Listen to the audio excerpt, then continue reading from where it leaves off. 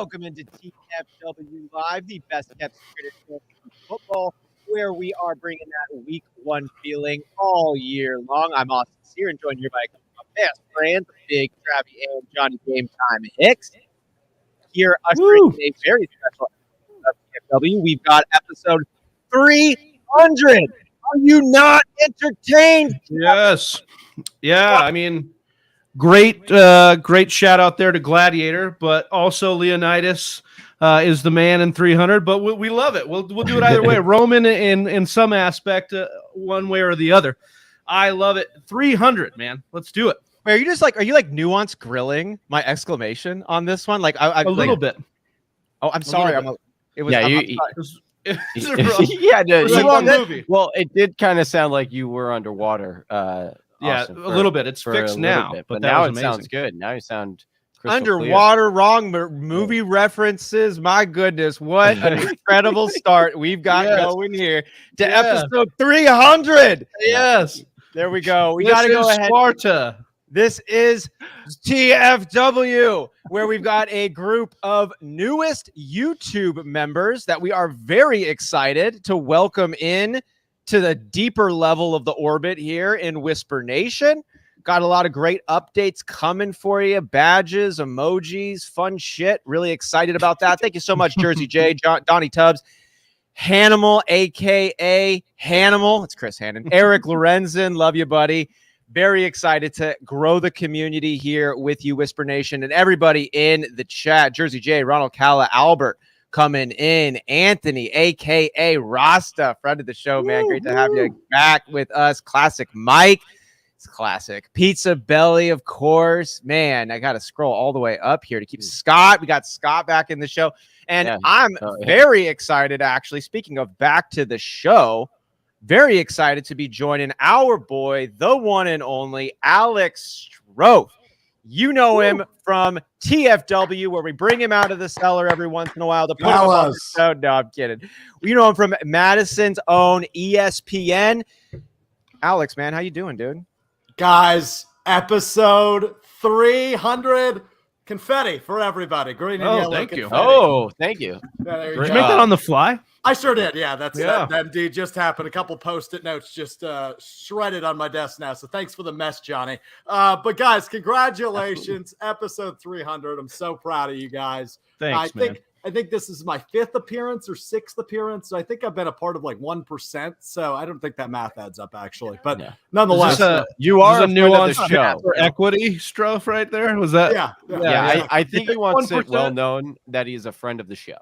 It is well known. Friend of 2 of people on the show. I mean, Aaron Rodgers to dude, my you right. don't have to talk about Big Travi that way, dude. Like, I told you. Man. Oh my God, I love the optimism that we bring, not just to our fantasy football takes, but to our relationships here. And hey, Whisper Nation, if maybe you're not a part of Whisper Nation, but you want to be a part of a community where you know that you belong, consider hitting that subscribe button over on the YouTube channel, which you're probably watching on here. We're trying to get just one more subscriber added from this stream. Just one more could be you. And if you are new to the channel, we got about 20 folks tuning in right now. Let us know where you're tuning in from. We'll shout you out live on air. Would love to do that and keep growing this. Strouf, thank you again for joining us. It's jokes aside, you're one of our favorite human beings on earth. We're always stoked to talk ball with you. Green Bay Packer fan down in Wisconsin. Love it so much. There we go. It is what it is. We haven't yet gotten a chance to do with you, though, our roundtable of questions, the rapid fire questions a little bit. We're going to jump into these ones here so the audience can get to know you just a little bit better. Travis, take it away. Yeah. What year did you start playing fantasy football, Alex? 2007 it would have been, right? That's the year. No, that was the year after Sean. So 2006, the year Sean Alexander won the MVP. Me and my dad shared a team. He was on our team. Great year. I think we took second place though, unfortunately. But yeah, that's so it's been a while. Yeah. If you ain't first, you're last. Just ask Big Travi. Do you root for your NFL team or your fantasy team more? My NFL team. I was born and raised in Green Bay. I'm a huge Packers fan. And I have this issue, guys, and maybe it's not an issue in this community. I'm excited to hear what you guys think. I did 8 leagues last year. It was a lot. I mean, I think I got to cut that back a little bit, maybe down to like 5 or 6. I can track 8 teams. You're on the wrong show to be asking that. We're a bunch of sickos, dude. Bro, probably we have, had somebody 10 like 3 weeks 10 ago guns. who like with no glitch in their face. 40? Yeah. Whoa. Yeah. Whoa. So like I remember Scott, and he was in the listener league last year with us, obviously, and he was in like 25. Oh, if I he remember loves to correctly. tell you how many he's in. Oh yeah. yeah, he reminded us just about every week. I mean, But so that's you why I remember notice that, he but- never comes back in at the end of the year and tells you how much he won.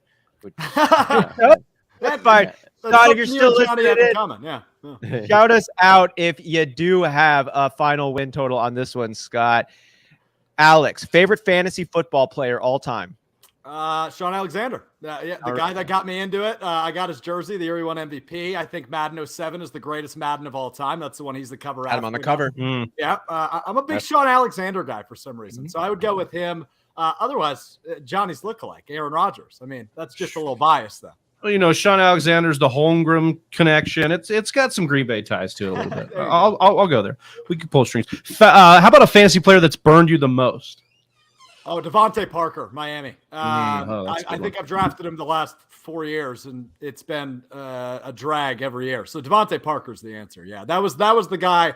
That was the one I was probably the most wrong on. I thought he was going to be a superstar, guys. That just has not happened yet. a lot of people did. So you're not the only one. It happens. It happens. What is your favorite draft memory? Oh, the first time I did an in-person draft, it was at a local bar just in the shadow of Lambeau Field. I was way too young to be in a bar and running a league nonetheless. But yeah, no, it was a blast. Now I do obviously a few in-person drafts every year, but the first time I did one, it was like, holy shit, this is so much fun. You know, that's when I was definitely hooked.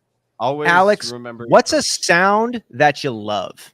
A sound that I love? Bacon sizzling. I like that I one.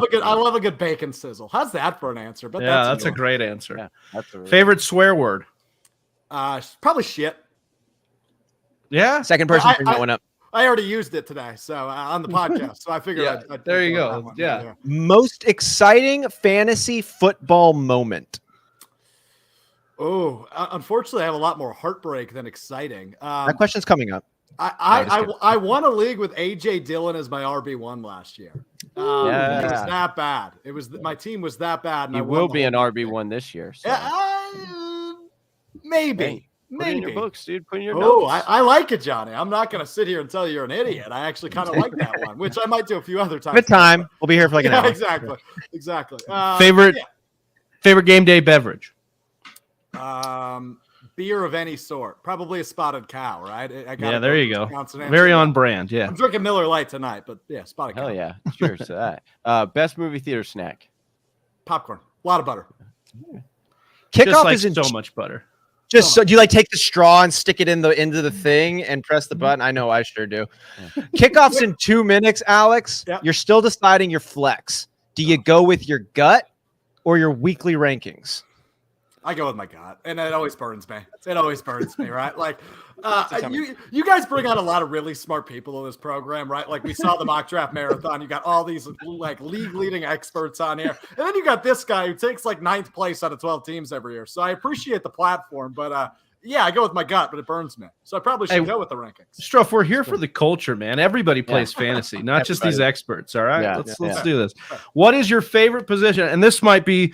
What do you think right now going in? I don't know if you've done any mock drafts yet, Strouf. We usually kick off the season for you. Yeah, that's so when you're looking at it, what is your favorite position to draft for from looking at the board right now? If you got to choose, what's my favorite position this year is the question. Yeah. It's running back. I think it's deep every year. Well, like actually numerical spot.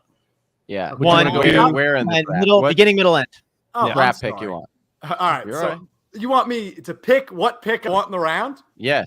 So in this case, we have a 16-team draft, correct? Yes. I want to be right in the middle. I didn't understand that question at all. No, it's all right. Listen, Travi- Miller, Alex has Travi, hold on. worked. Alex Travi, you're in has worked all Colorado, day. right? that's true. Yeah. Okay. So was that my fault or was that your fault? Because I know they've got some fun things to do in Colorado. I have not partaken, although I am eating. You would probably think I am because I'm eating Sour Patch Kids right now. So And are they medicated or are they? no. unmedicated? I wish they were. Austin No, Sear. they're good. Austin Sear, you're in the beautiful state of California. It's true. What are you up to right now, buddy? Like, Live streaming. I love how this becomes like, what drugs are you doing? like what right drugs now? am I on Well, right I now? very openly said I'm having Right a now, Miller on this, Lite, water and caffeine so- for me right now. Oh, is that a Red Bull? Okay, I got you now. I'll be probably smoking some cannabis later this evening.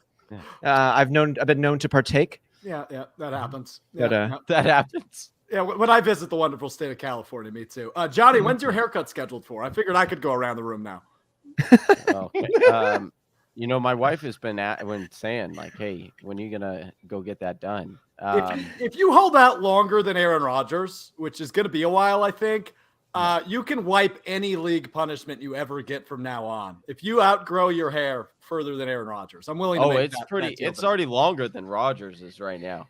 Dude, Yeah. mine goes pretty far back. I would give him. A You run look for his good. money. It's a good look for you, pal. I appreciate that. Either Either Jesus or Again, Aaron some- Rodgers. Either Dude, one. I've been getting some good feedback from it. So yeah. We've been getting some Well good feedback deserved. here. Moving into our mock drafts here. We'll see about the feedback that we end up giving Whisper Nation on this draft.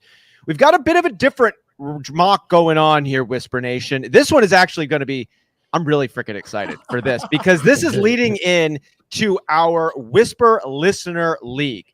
Whisper Nation, you've heard us talk about the Whisper Listener League often. Maybe you've been a part of it yourself. Donnie has been running. He's going to be our commissioner. Yeah. He's been running the setup for it. We got the rules and rosters in place.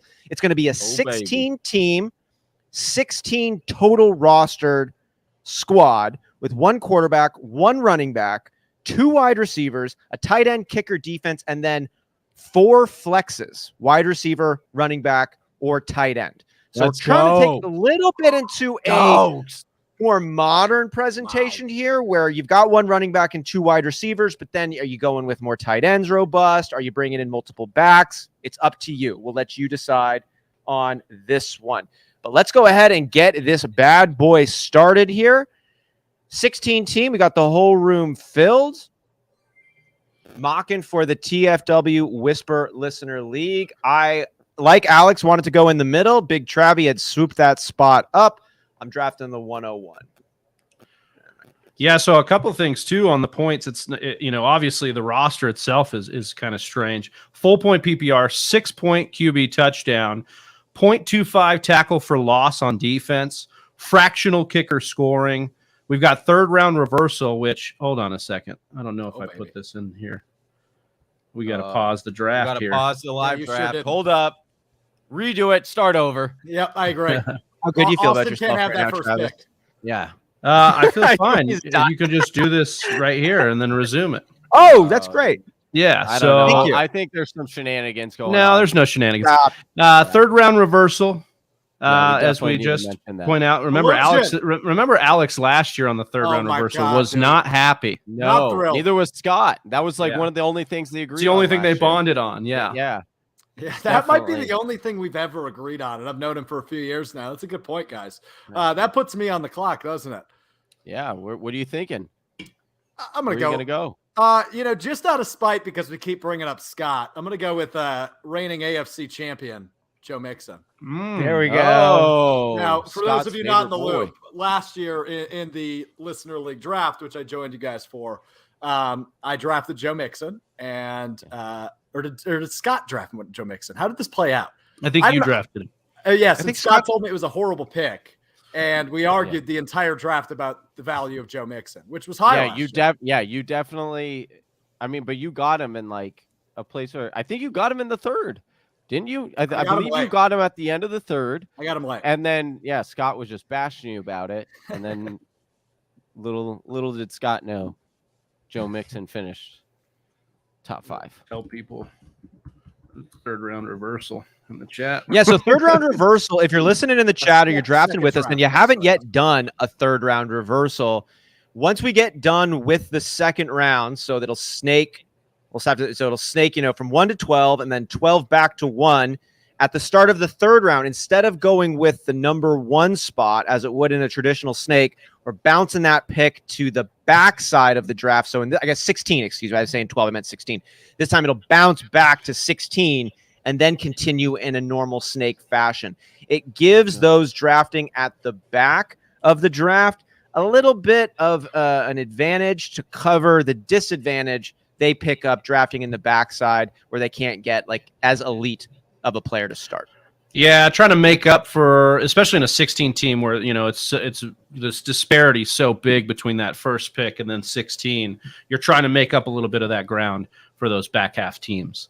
Another thing I've noticed on the third round reversal with it, people get a little flipped out by it, but when you end up looking at who's drafted in the third round, it can kind of go in a lot of different places. I don't want to say people like reach for their guy at that point, but you start to see where folks' preferences. Yeah, it's not like in the first round where it's like we all know Jonathan Taylor, Christian McCaffrey. Those guys are right at the top with Cooper Kupp, Justin Jefferson, Jamar Chase being at the top for the wide receivers. Once you get into the third round, it gets a little bit wild.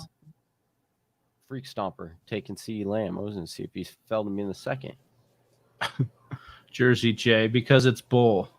Well, I don't know what to tell you, Jersey J. You gotta step it up, man. You gotta get uncomfortable. Okay? And it is uncomfortable. Can't confirm. It's almost as uncomfortable as a shirtless flexing pic on your YouTube avatar. I'll say like with the third round reversal though, Travis, you're drafting in the 8th spot, you're dead middle, it has 0 impact on you. Right. Yeah. Oh yeah.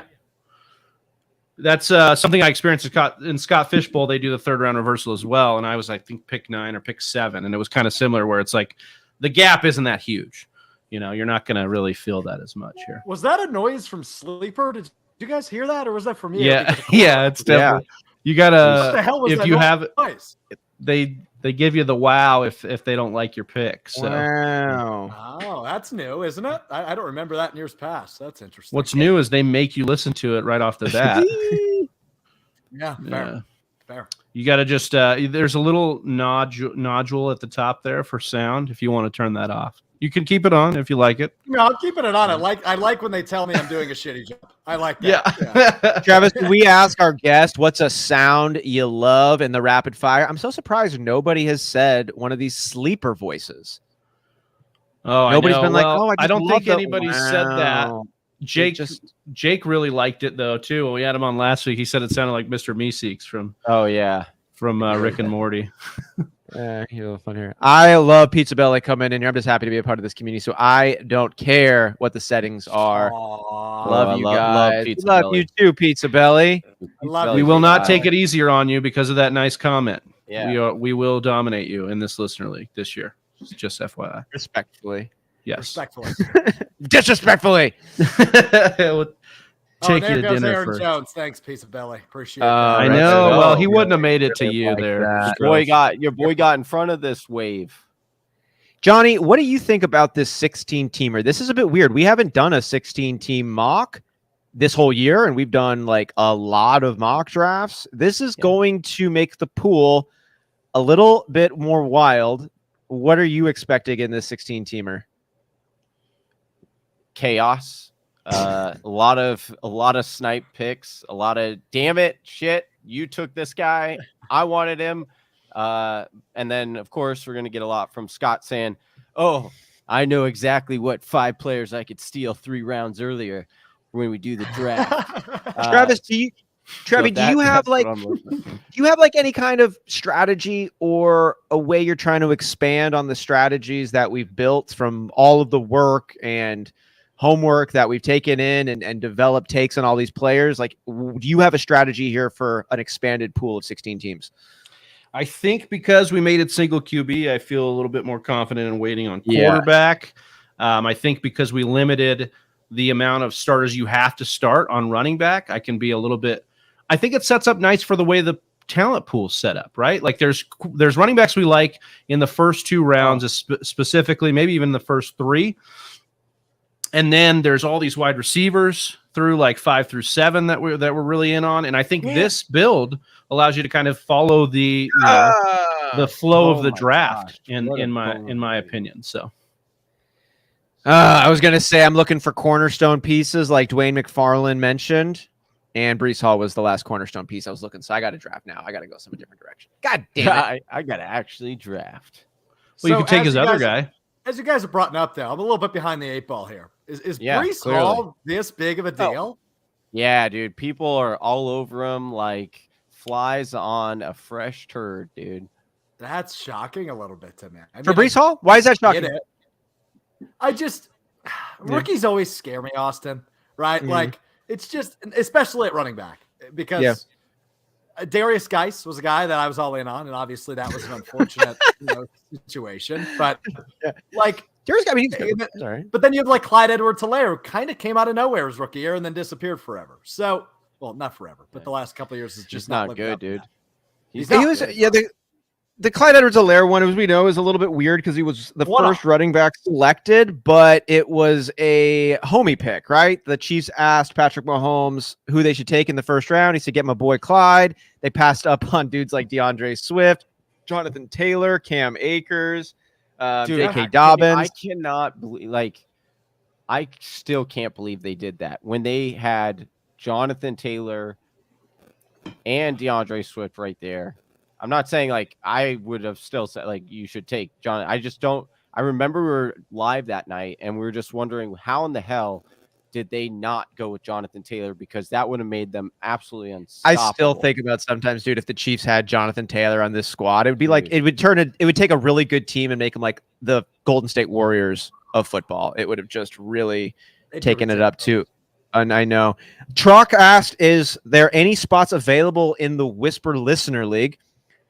We've got Travis. Do you want to take this one?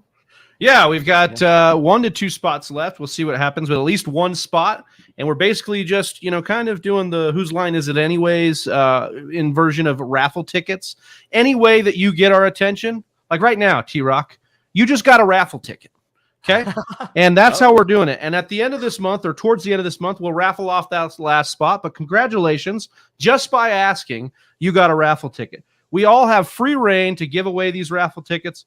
So yeah, it should be fun. We are going to keep track of them. We are actually going to keep track of these raffle tickets though. So like, what's his name? Just make sure we monitor the raffle tickets that we do T-Rock throw out. 2011. Travis is like, what's his name? I just already forgot it. What's that motherfucker from that one day? Give him a ticket. Yeah. Well, I knew there were numbers in it, and my brain wasn't working for the numbers because of the medicated. Also, you're on the clock. Yeah. Oh, I'm aware. This is like going through the TSA line, bro. Take off your shoes now, dude. Yeah, right. No. You can't bring that water bottle in. All kinds of things here. Who are you thinking about taking in this? I like Travis. Oh, okay. That's a sexy one, dude. I went, look, here's the deal. We got to this point in this round where, look, Sutton, Williams, and Pittman all gone in a row right before me. And that just pissed you off, didn't it? No, it just said, hey, and Pitts is gone too. So where I would have pivoted off wide receiver to maybe tight end, couldn't do it in the right mind in the third round. So went with Kyler. I do like that pick. I do too. I think it gives you a difference maker. What was it called on? Was it Dwayne McFarland or another one of our guests from the marathon who talked about the cornerstone player impact? Like these are guys who can win you your league, right? You want to get guys whose value over the replacement is going to be significant enough to actually make an impact. I think Kyler Murray, like we say, wait on quarterbacks, but when you're talking about value over replacement, Kyler Murray's got a shot right there. Josh Jay Blizzy just got a raffle ticket right there. I'm gonna get power drunk with giving away. Dude, these, did you these see the look, dude? The look on Big Trevi's face just now. You have to go back and see it if you missed it, because it was that of a kid on Christmas getting exactly what he wanted. There's a little bit of a power trip here because I get to just bestow these raffle tickets. Well, I got to think of something. Maybe like think of a number between 1 and 10. Put it in the chat. If it's the right number, you'll get a raffle ticket. Or what are you thinking about? What are you thinking about? You only get one guess, so don't be spamming our chat with all these numbers either. You could do. You could do whatever you want, Johnny. Would you got power for dinner? Anyways, Johnny and your 3 picks here to start it off. You got DeAndre Swift, Saquon Barkley, Ezekiel Elliott. You're going running back robust. Despite it being a full point PPR and only one mandated running back position. We got those 3 flexes. You're going to be sticking Saquon or Ezekiel Elliott in one of those 2, presumably. Can you talk a little bit about the build that you started off and how you're feeling out about it now as round 4 gets on its way?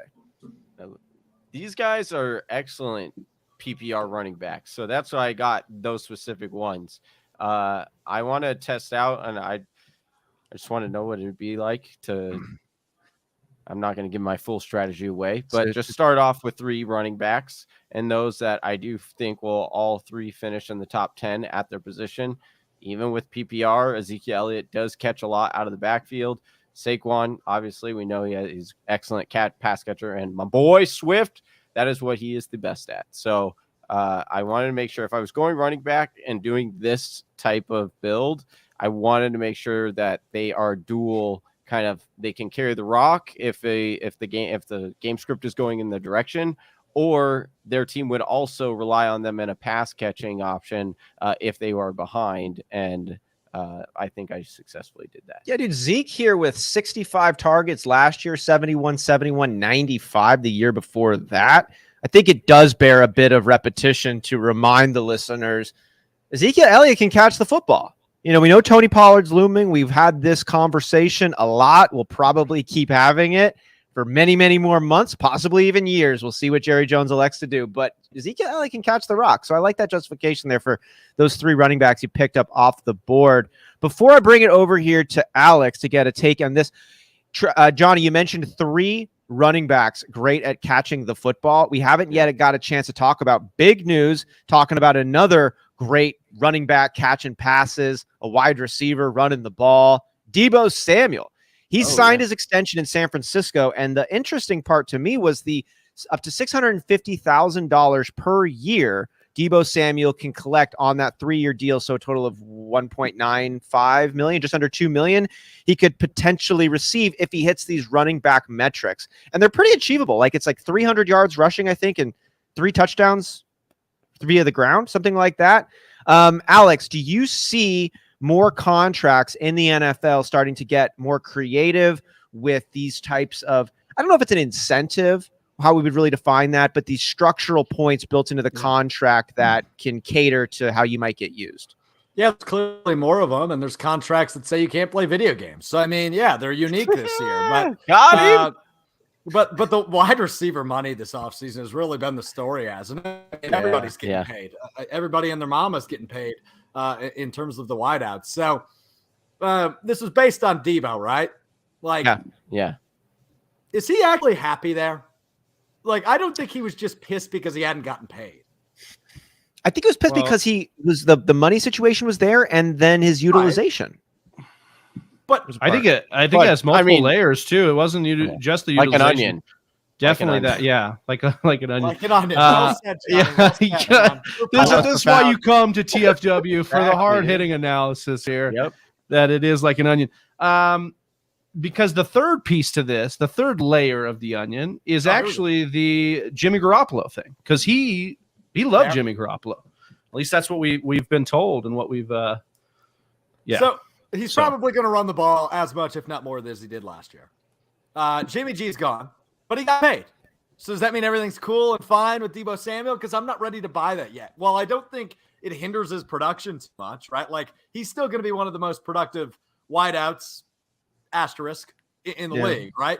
But unhappiness, at least he got paid. I don't know. It's a really unique situation because I've never really I wanted him so bad, dude. I was like, oh, this is gonna be so good. Yes. I was like, this is literally gonna work out. No, like, I could not have planned this. And then one pick before me, Trock 2011. No one even plays that game anymore. Now he's getting disparaging. I fucking love how much we love this fake game based on a game. It's like literally always my favorite thing to watch somebody who's played fantasy football for a long time just like freak out on a snipe pick. I'm the mock draft, especially Johnny. Johnny. One pick before me, dude. Unbelievable. Amon-Ra St. Brown in a PPR format is certainly nice. Rashad Bateman, though, almost took him there in the 4th. Amon? Yeah. I was like, maybe he'll come back. I know now he would not have come back. This kind of a shake. Where are you at, Strouf, here on like Amon-Ra St. Brown, what's going on here? Rashad Bateman? There we go. Rashad Bateman with the Baltimore Ravens, Gabe Davis, Darnell Mooney, kind of these 4 wide receivers. Darnell Mooney with the Bears, St. Brown with the Lions, Rashad Bateman with the Ravens, and Strouf without an internet connection. So Maybe. I'll kick this question back He is over. bro, I don't like your question. I don't like these questions. I'm out. I'm out, dude. Well, We'll wait for Strouf to yeah. get his internet back there. Travi, I'll bring this one over to Whoa, you. Then. Chris Godwin. Sorry. You took Chris Godwin here, but the wide receivers, I wanted to get your take a bit on the wide receivers taken before you. Gabe Davis, Rashad Bateman, Amon-Ra St. Brown, Darnell Mooney. How are you stacking those wide receivers? So I like, sorry, I was doing so much stuff here. Amon-Ra St. Brown, Darnell Mooney, Gabe Davis, and Rashad Bateman. Is that right? Yeah. Okay, so Darnell Mooney would be at the bottom of that tier for me. Gabe Davis then like third to last, second to last. I like Amon-Ra St. Brown and Bateman and Gabe Davis. I think those are the three I'm kind of stuck on. Any different draft, I'm kind of taking a different variation of those guys. I think Bateman, similar to when we talked about it with the Podfather, like Bateman has such a profile to just be the next great wide receiver.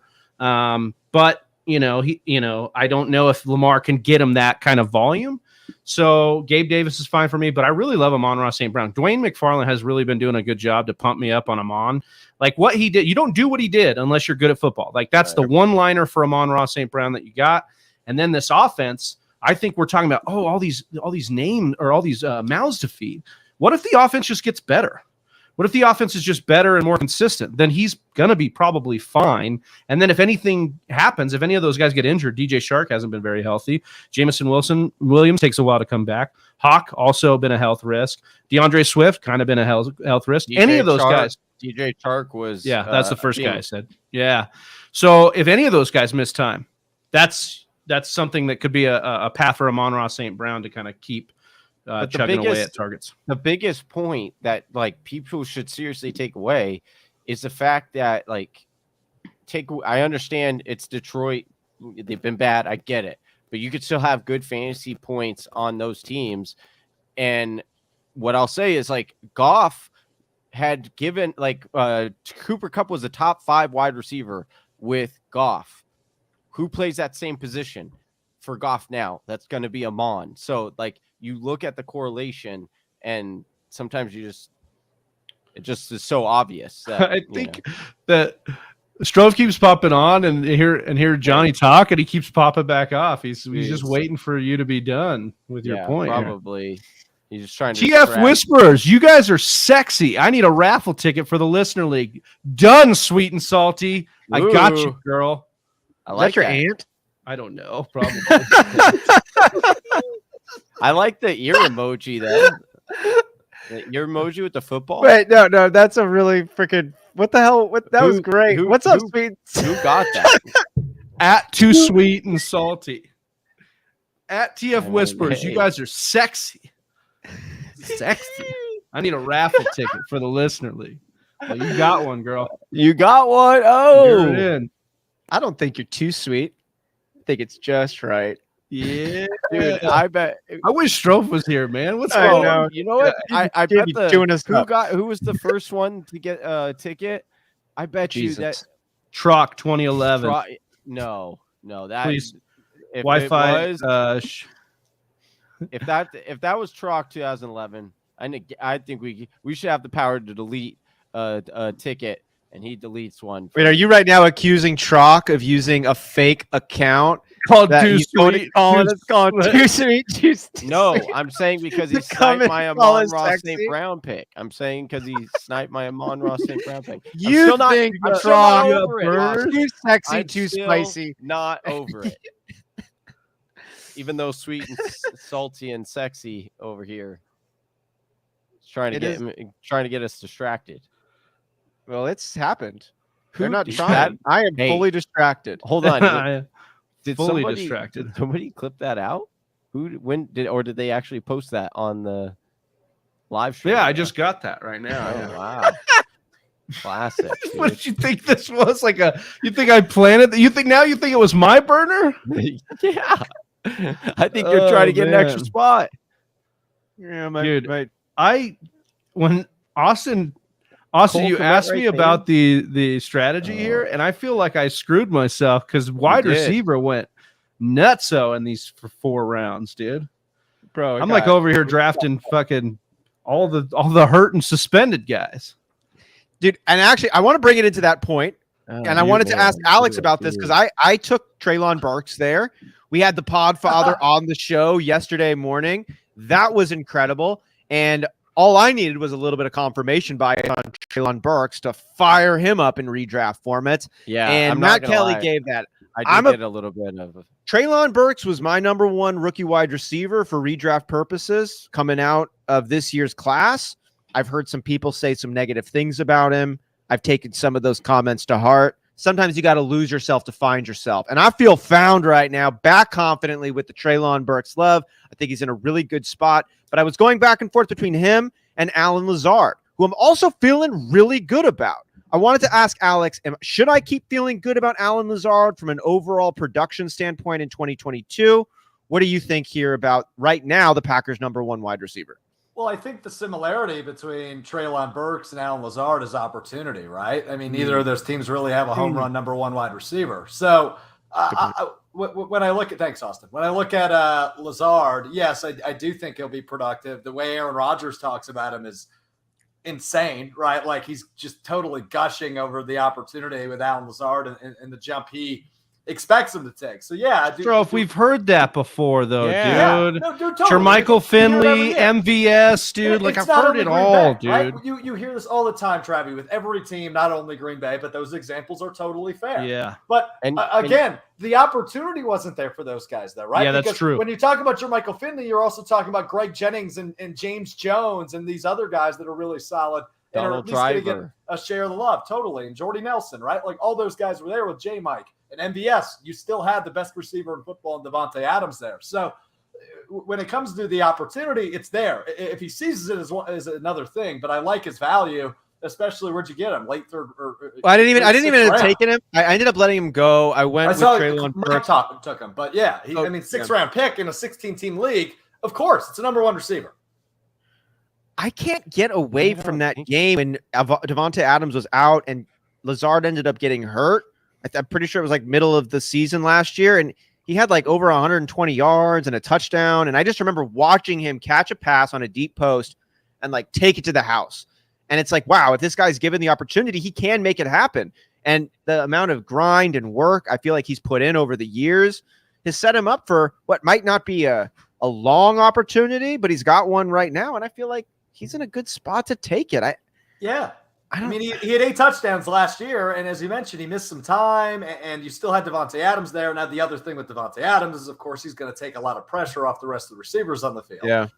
Because he's being double-teamed or triple-teamed all the time. But it's just so tough with Lazard because he hasn't really played as the dude, drawing the coverage from the team as the dude. That game I'm referencing, he did. Okay, yeah. I mean, I'm saying over the long, end of a season. But, again, if we can get other things going, Tunyon, the run game, all these other things going, it may not matter. Because as we've seen before, James Jones can come in off the street and just score a fuck ton of touchdowns with Aaron Rodgers, and that could be possible to swing it. That's the one out that keeps me kind of okay drafting Lazard, is that the touchdowns could be there. As you said, 8 last year, could score a ton in that offense, just being a guy that he trusts. We know that. Who's better at forcing the ball to a guy and making it look better than Aaron Rodgers, So, like, that's definitely within the wheel. So, no, totally. It's really interesting because you're totally right, Travis. And, like, he's number one usually he has at least one guy that gets over 10 touchdowns every single year. Yeah, exactly.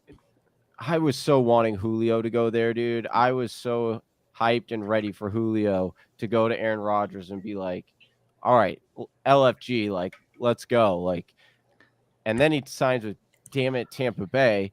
But regardless of that, I do think that Rodgers is one that will pepper a guy, but to a certain point. But I also think he is arrogant enough to where he made such a big deal about Lazard, right? About, gonna make him a guy. Yeah, he's gonna make him a guy. You know what I Oh, mean? God. Just for his own ego. Oh, Yeah. that hurts me so bad to hear that. But it's you so can feel would the you guys truth. be But is he surprised? wrong? Right? Would Is he wrong? Yeah, is he? No, he's not wrong. That's the problem. We got a guy who broke the record for throwaways because he wouldn't throw to his wide receivers. That's how much they were in the doghouse because he'd rather throw out of bounds than throw to guys on his team. So, yeah, I mean, the guy dressed up as fucking Nick Cage from Con Air. Like, he's egotistical. He's full of himself. I mean, yeah, he pulled it off. I'd give yeah, it to I'm him. not saying it didn't look great. I'm just saying this is the guy we're dealing with, you know. Correct. Strouf, let me ask you: are you one for or in any of your leagues? Do you do like a dress up to come out, like intro music or anything like that? Like, I feel like we should definitely incorporate that in our fantasy drafts. See, I don't hate that. I've never done it, but I Yeah. don't hate it at all. I kind of love the idea, Johnny, because you could pull off the Nick Cage from Con Air. I mean, that's I know, an easy home run for you this year. I know. I really, I'm thinking about it, dude. I'm just thinking about. I mean, I'll obviously just like do it because my league doesn't partake in that. You know, yearly, I should say, occurrence. Oh my God, that's such a good idea, though. I just had like hit your league of record. You have to film like arriving to whatever draft house or whatever it is. You know, you got to do like, you know, like the NBA, they get to the stadium and they're in whatever fit they're in. You just like have somebody film you coming in with whatever fit you're in. We should totally do that. Yeah. So yeah, dude, this draft right here in round, I'm gonna say 7-8 is when it starts to get to that point. Yeah. Like I'm looking here. Who do you guys like on this one? I mean, the wide receivers, Tyler Boyd, Marquez Valdes-Scantling, Jarvis, Rondell Moore. I mean, we're starting to talk about the guys like Ronald Jones, Damian Pierce, Tyler Algier. I'd take your second quarterback. It starts to get.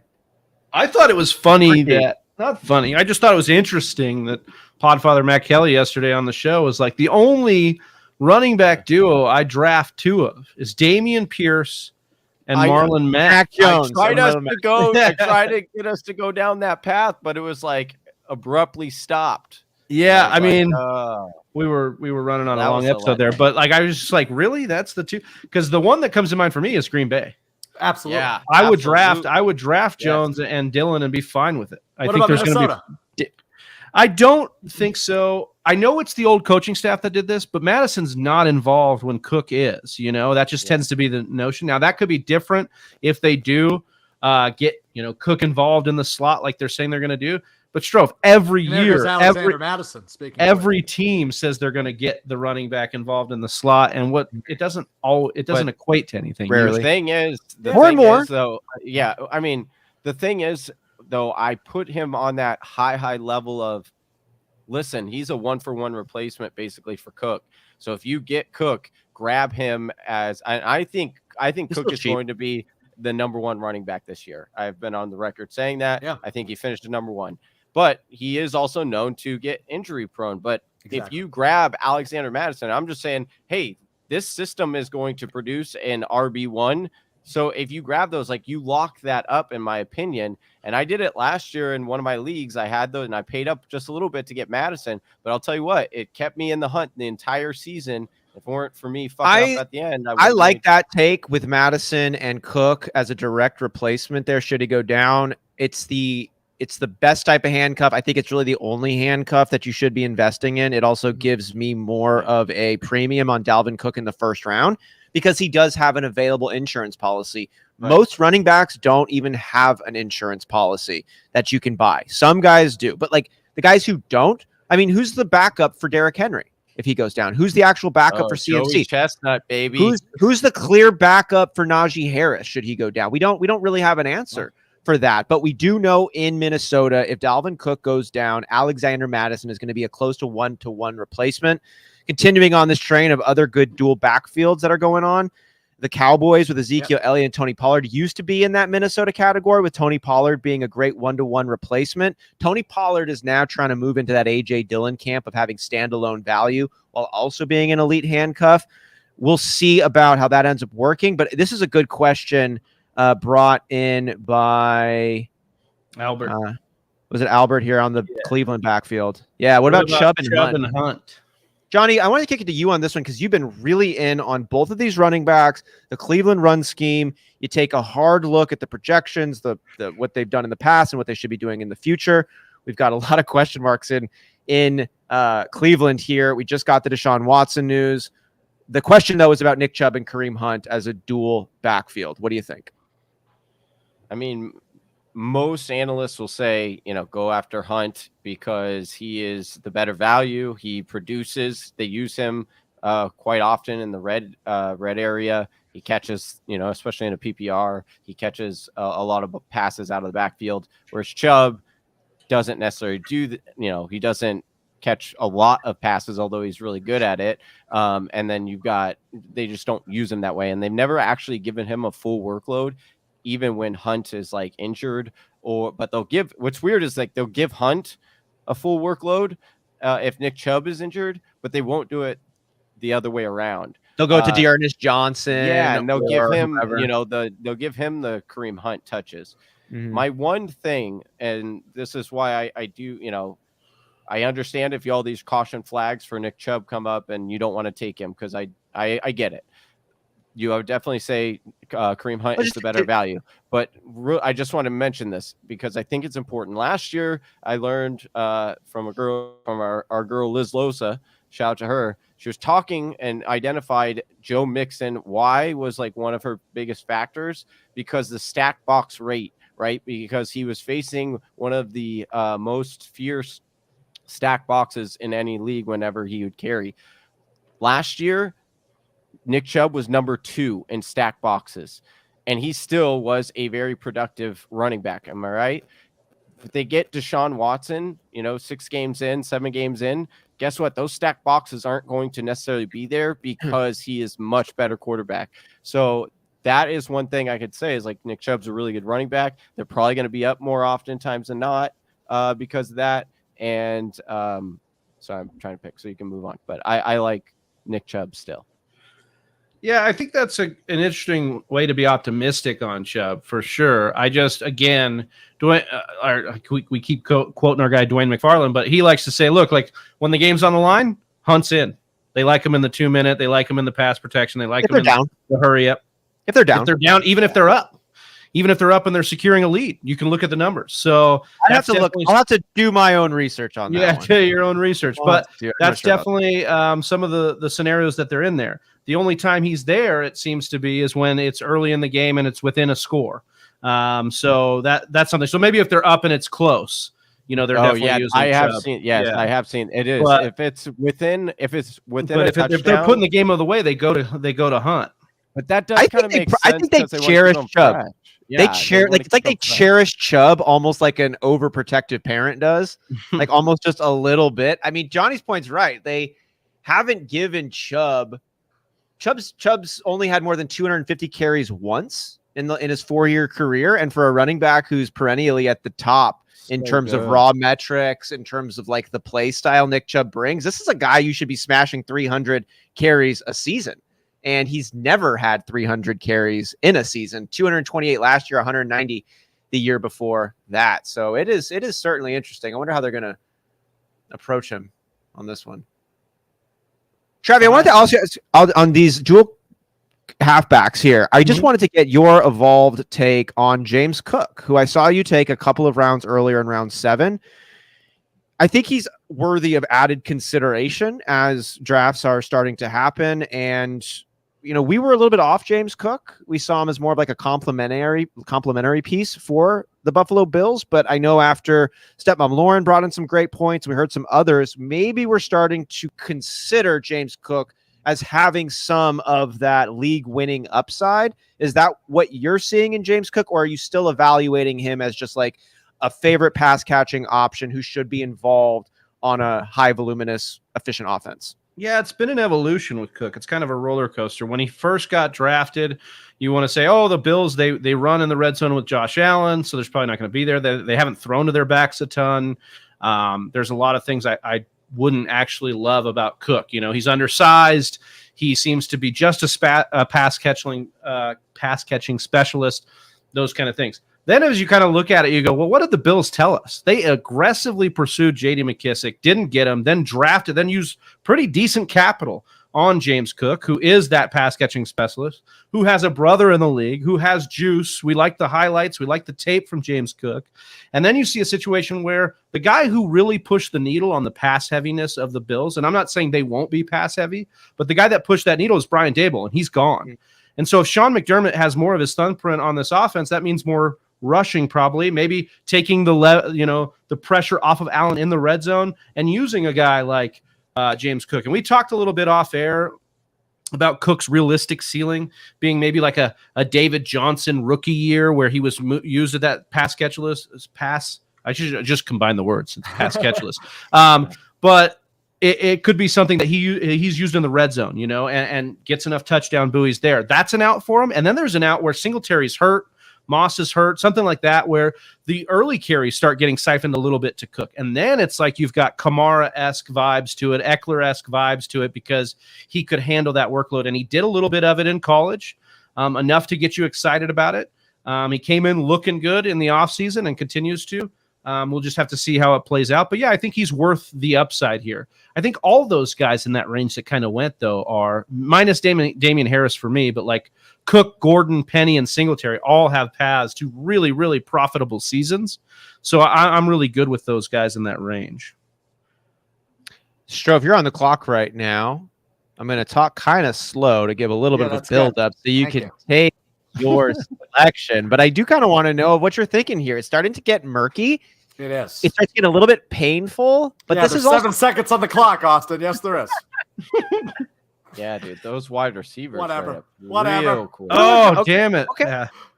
So what were you thinking here? That's a tough spot to be in right now. You're looking at a lot of coulda, maybe, woulda, shoulda.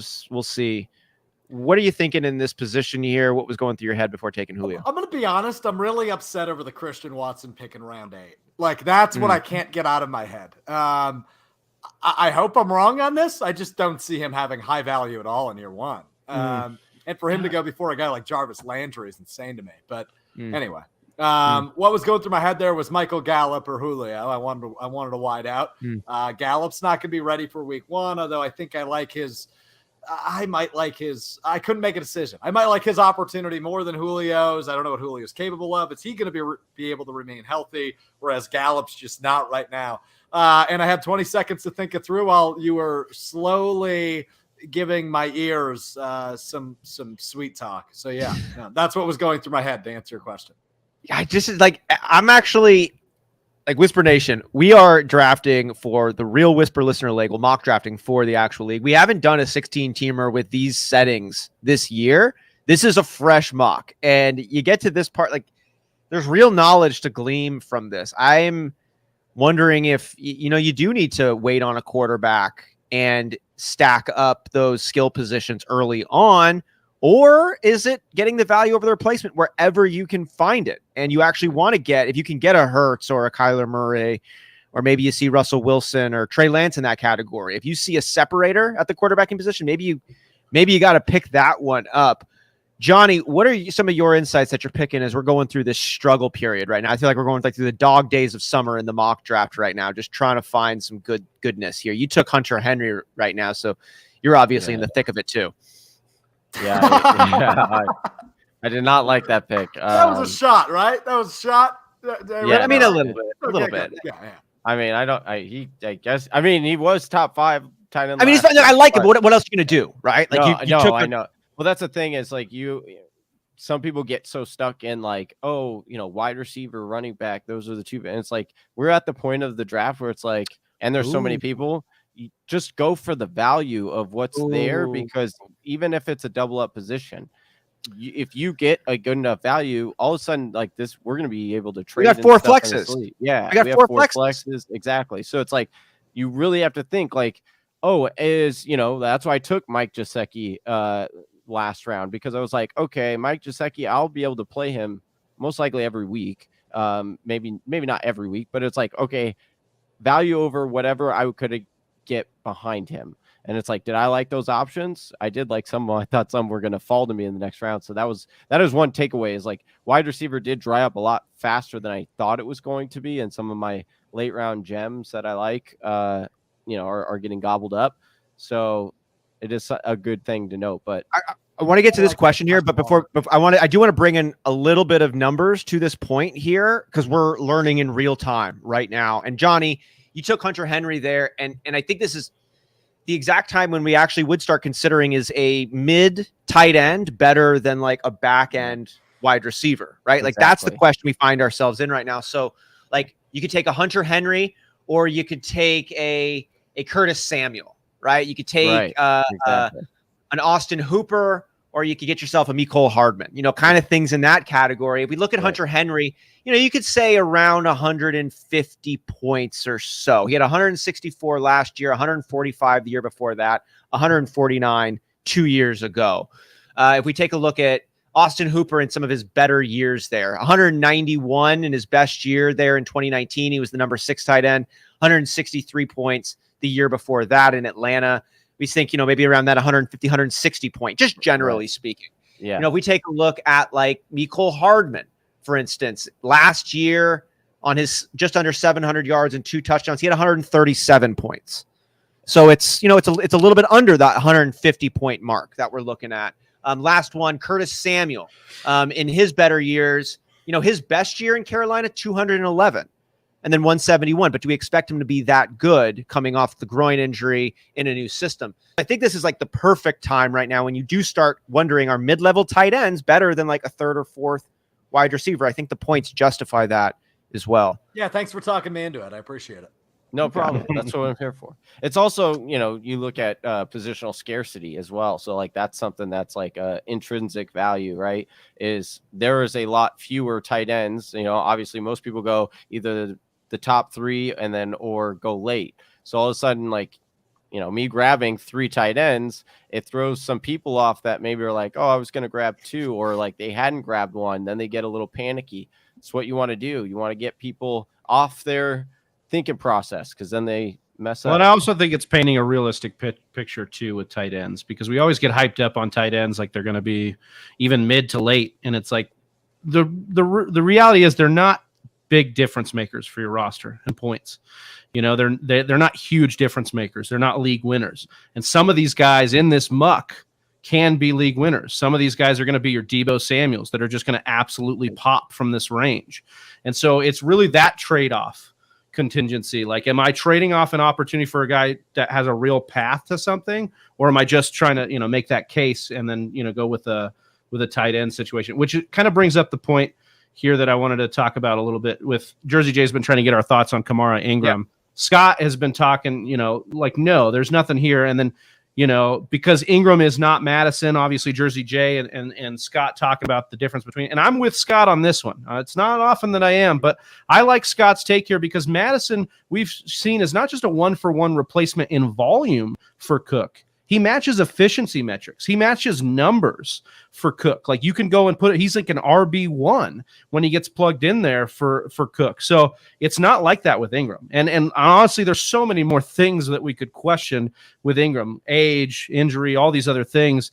With Tony Ingram, Jones. Yeah.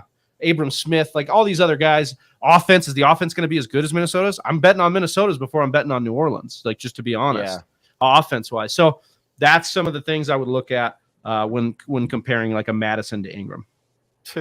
Yeah, exactly. Classic. Anthony here with some interesting points. Yeah, but Hardman was behind Hill, Robinson, Pringle. To me, he's all way more value than Hooper this year. Better to look at fantasy points per game. I'm not disagreeing with that. And maybe my example was a little bit confusing. What I was just trying to bring up is the expected points per game, total on the end of the season. We're just now, because of how deep this league is with 16 players and because of how robust the rosters can be, like, it's going to be thin pickings. And we've been at that since like round 7. And so then you just got to start thinking about this league and these settings differently than you're approaching normal drafts. So I'm saying, look at these guys who are like these back end wide receivers compared to these like mid-level tight ends that would normally be sitting on the waiver wire all year, and you're just streaming them based on matchup. These guys actually might have more value than just like those streaming tight ends do in years past. And then Johnny's point, if someone like wants to play a little like throw a little strategy into the mix and try to like fuck with the rest of the dynamic, like they could load up on tight ends, and that can create some problems, which can create some ripples, which can create some behavioral shifts, which can add to chaos and unpredictable outcomes. So that was the point I was trying to make. First kick. I like Ross talking about Hardman got me thinking about Adam Levitan, who said like he thinks the Chiefs basically used Hardman as the pure backup for Tyreek Hill. And that's the reason why we didn't see more out of Hardman, is because Tyreek Hill was there. And so like now it's interesting to see what they will actually use. So based on roster construction, that's why. Now I tend to side more with like talent makes its way to the field. But I mean, that's something you could look at all the time, bro. You could be optimistic. Yeah, but like earning targets, I should say. He had he had a double-digit targets last week of the season, over 100 yards, baby. Yeah, sure. Yeah, exactly. I'm with you. I'm adding a feather in the cap of on Mecole Hardman. Yeah, well, it'd be interesting to ask Strouf's opinion on this, on which wide receiver in KC you'd have to plant a flag on. You know, every week it's a new guy in our industry. We got our boy Marquez Valdez-Scantling coming from Green Bay over to Kansas City. Juju Smith-Schuster, another migration pattern. Mecole, feel like the rookie, and then where are you at on these guys? It's probably Juju, just because I think that's the safest bet, and I think early reports out of camp is he's been impressing. But I don't hate the deep threat, right? Like an MVS, and obviously I'm a little biased. Got the most money in the Packers, but he's kind of a one-trick pony. Right? Like he is a deep threat. He's not the most crisp route runner. He's not a really intermediate threat. He's a deep threat. And what have we seen work in Kansas City? Deep threats. So that's a good point. There's a very good case to be made for MVS, but like, do I love his fantasy value in a 16-team league like this? I don't know, maybe in the 5th or 6th round, but like, I'm not looking at him as a WR1. But if I was to plant my flag, to use your term, which I don't know if I love that one, Juju Smith-Schuster is my pick. It's just too much pressure for you to plant a flag. Yeah, what's wrong with planting your flag, dude? Yep. It's an uncomfortable phrase, no? It's kind of like planting your seed, and it makes me all right, okay. Wow. The Miller Lights are flowing. The Miller Lights are flowing. Let's get some Gen Z action going in here. Is that how it is? Is that what people say these days now? Is that what the Gen Z's say? No, I don't think so. Maybe I'm just nuts. I don't know. I mean, you're nuts. Gen Z. Nuts, huh? Oh, I know that one. There we go. We're gonna say that, huh? Oh man, we like to have fun here. And if you're looking to have off Packers pit takes for like 3 minutes, I need to make a pick, and then I'm just gonna rifle some off for you guys and see. Yeah, do it. Yeah, because people have been wondering where you've been. Johnny, yeah, right. What should I do here? Dude, I honestly, so Kendrick Bourne is very interesting. He's got high upside. He actually was metrically very good last year. Devin Duvernay is. I got to go quarterback, Johnny. I got to go quarterback. Jameis or Wilson? Jameis or Wilson? I would go Jameis. Yeah, Jameis is probably the higher upside player. Yeah. But T-Law with a little love. Yeah. That's something Gen Z's excited. You gotta lead with like, hey, that's what I needed. I wasn't staring at your team the whole time, so I'm sorry. I bad. Cracked under pressure. Where'd Travi go? That happens. I think he cracked under pressure as well and has to relieve himself in the restroom in this one here. But I'm looking at Johnny. I want to take a look at an actual fantasy attack on this because we are mock drafting for the Whisper Listener League. And hey, Whisper Nation, if you are looking to be a part of the Whisper Listener League, we're going to be giving out raffle tickets between now and the draft, which will probably happen closer to the end of this month. We're going to be giving out raffle tickets for all kinds of random shit, legit shit, random shit. It's just going to be all over the place on this. Strouf's internet was going out when we gave away the last one. Check this one out. Yeah, dude, look at this. No way. Dude, is this your aunt? Yeah. Is this your aunt, dude? Johnny, it's good to see your mom chiming in. That's awesome. Yeah. Wow. So many jokes were made in the chat about who this was, but then Scott coming in saying that was his girlfriend. No. And to watch our mouth. I don't think it is because she called us sexy, or maybe it is. it would make sense that if it was Scott's girlfriend, Yeah, she would then call us sexy. But then she's, know. but Travi, I wouldn't take that as a compliment then, because she probably doesn't know what a good-looking man looks like, right? So The shots have been fired. If she's gonna call anybody sexy, it's Jersey Jay who needs to put on a jersey. Oh, there he is. Like, the guy needs to put on a jersey. How can you call Jersey Jay? I guess he's in New Jersey. That makes Gotta sense. love, dude. I just was there look. last week. I know Jersey Jay can get a little. He can get a little out there. He's an acquired taste a lot of times, but this guy was number one in our YouTube membership. We launched that this week. He was the first guy to get in there. So shout out to Jersey Jay, Donnie Tubbs, Hanimal, Eric Lorenzen, all these guys joining the YouTube membership. You guys can do that. Just click the join button. $5 a month. Custom emojis, custom badges. You're gonna get access to private Discord channels, priority comments, all sorts of goodies in there. So, and It's actually support us living our dream. It's actually cheaper than $5 a month. It's $4.99. Wow. That's a special game time discount just for you guys. Yeah, there you go. Special One just for penny. you One Rashad penny away. for one fewer cup of coffee.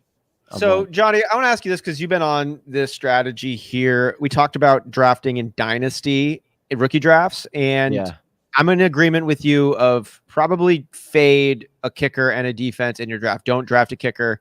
Don't draft a defense. If that's the way your league is kind of set up, and allow yourself to pick up more lotto tickets to let training camp roll through. Grab that third string running back who, if shit went down, he might have a real usable role on his NFL team and your fantasy team. Same thing with the wide receiver positions in their prospective trajectories.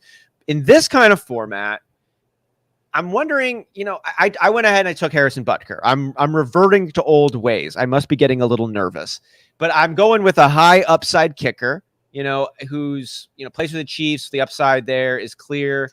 But straight up, like he hasn't, it's still inconsistent. It's still sometimes tough to figure where they're going to go. I mean, Harrison Butker was the number 1 overall kicker 3 years ago. He was the number 12 kicker last year, and he was the number 14 2 years ago. So it's like there's ranges to this. That suggests like don't try to predict the kicker or some higher up. But that's the thing. It's like so what should I have done? Should I have taken Butker here like I did, or any high caliber kicker that you see, or should you be going for guys like Terrace Marshall?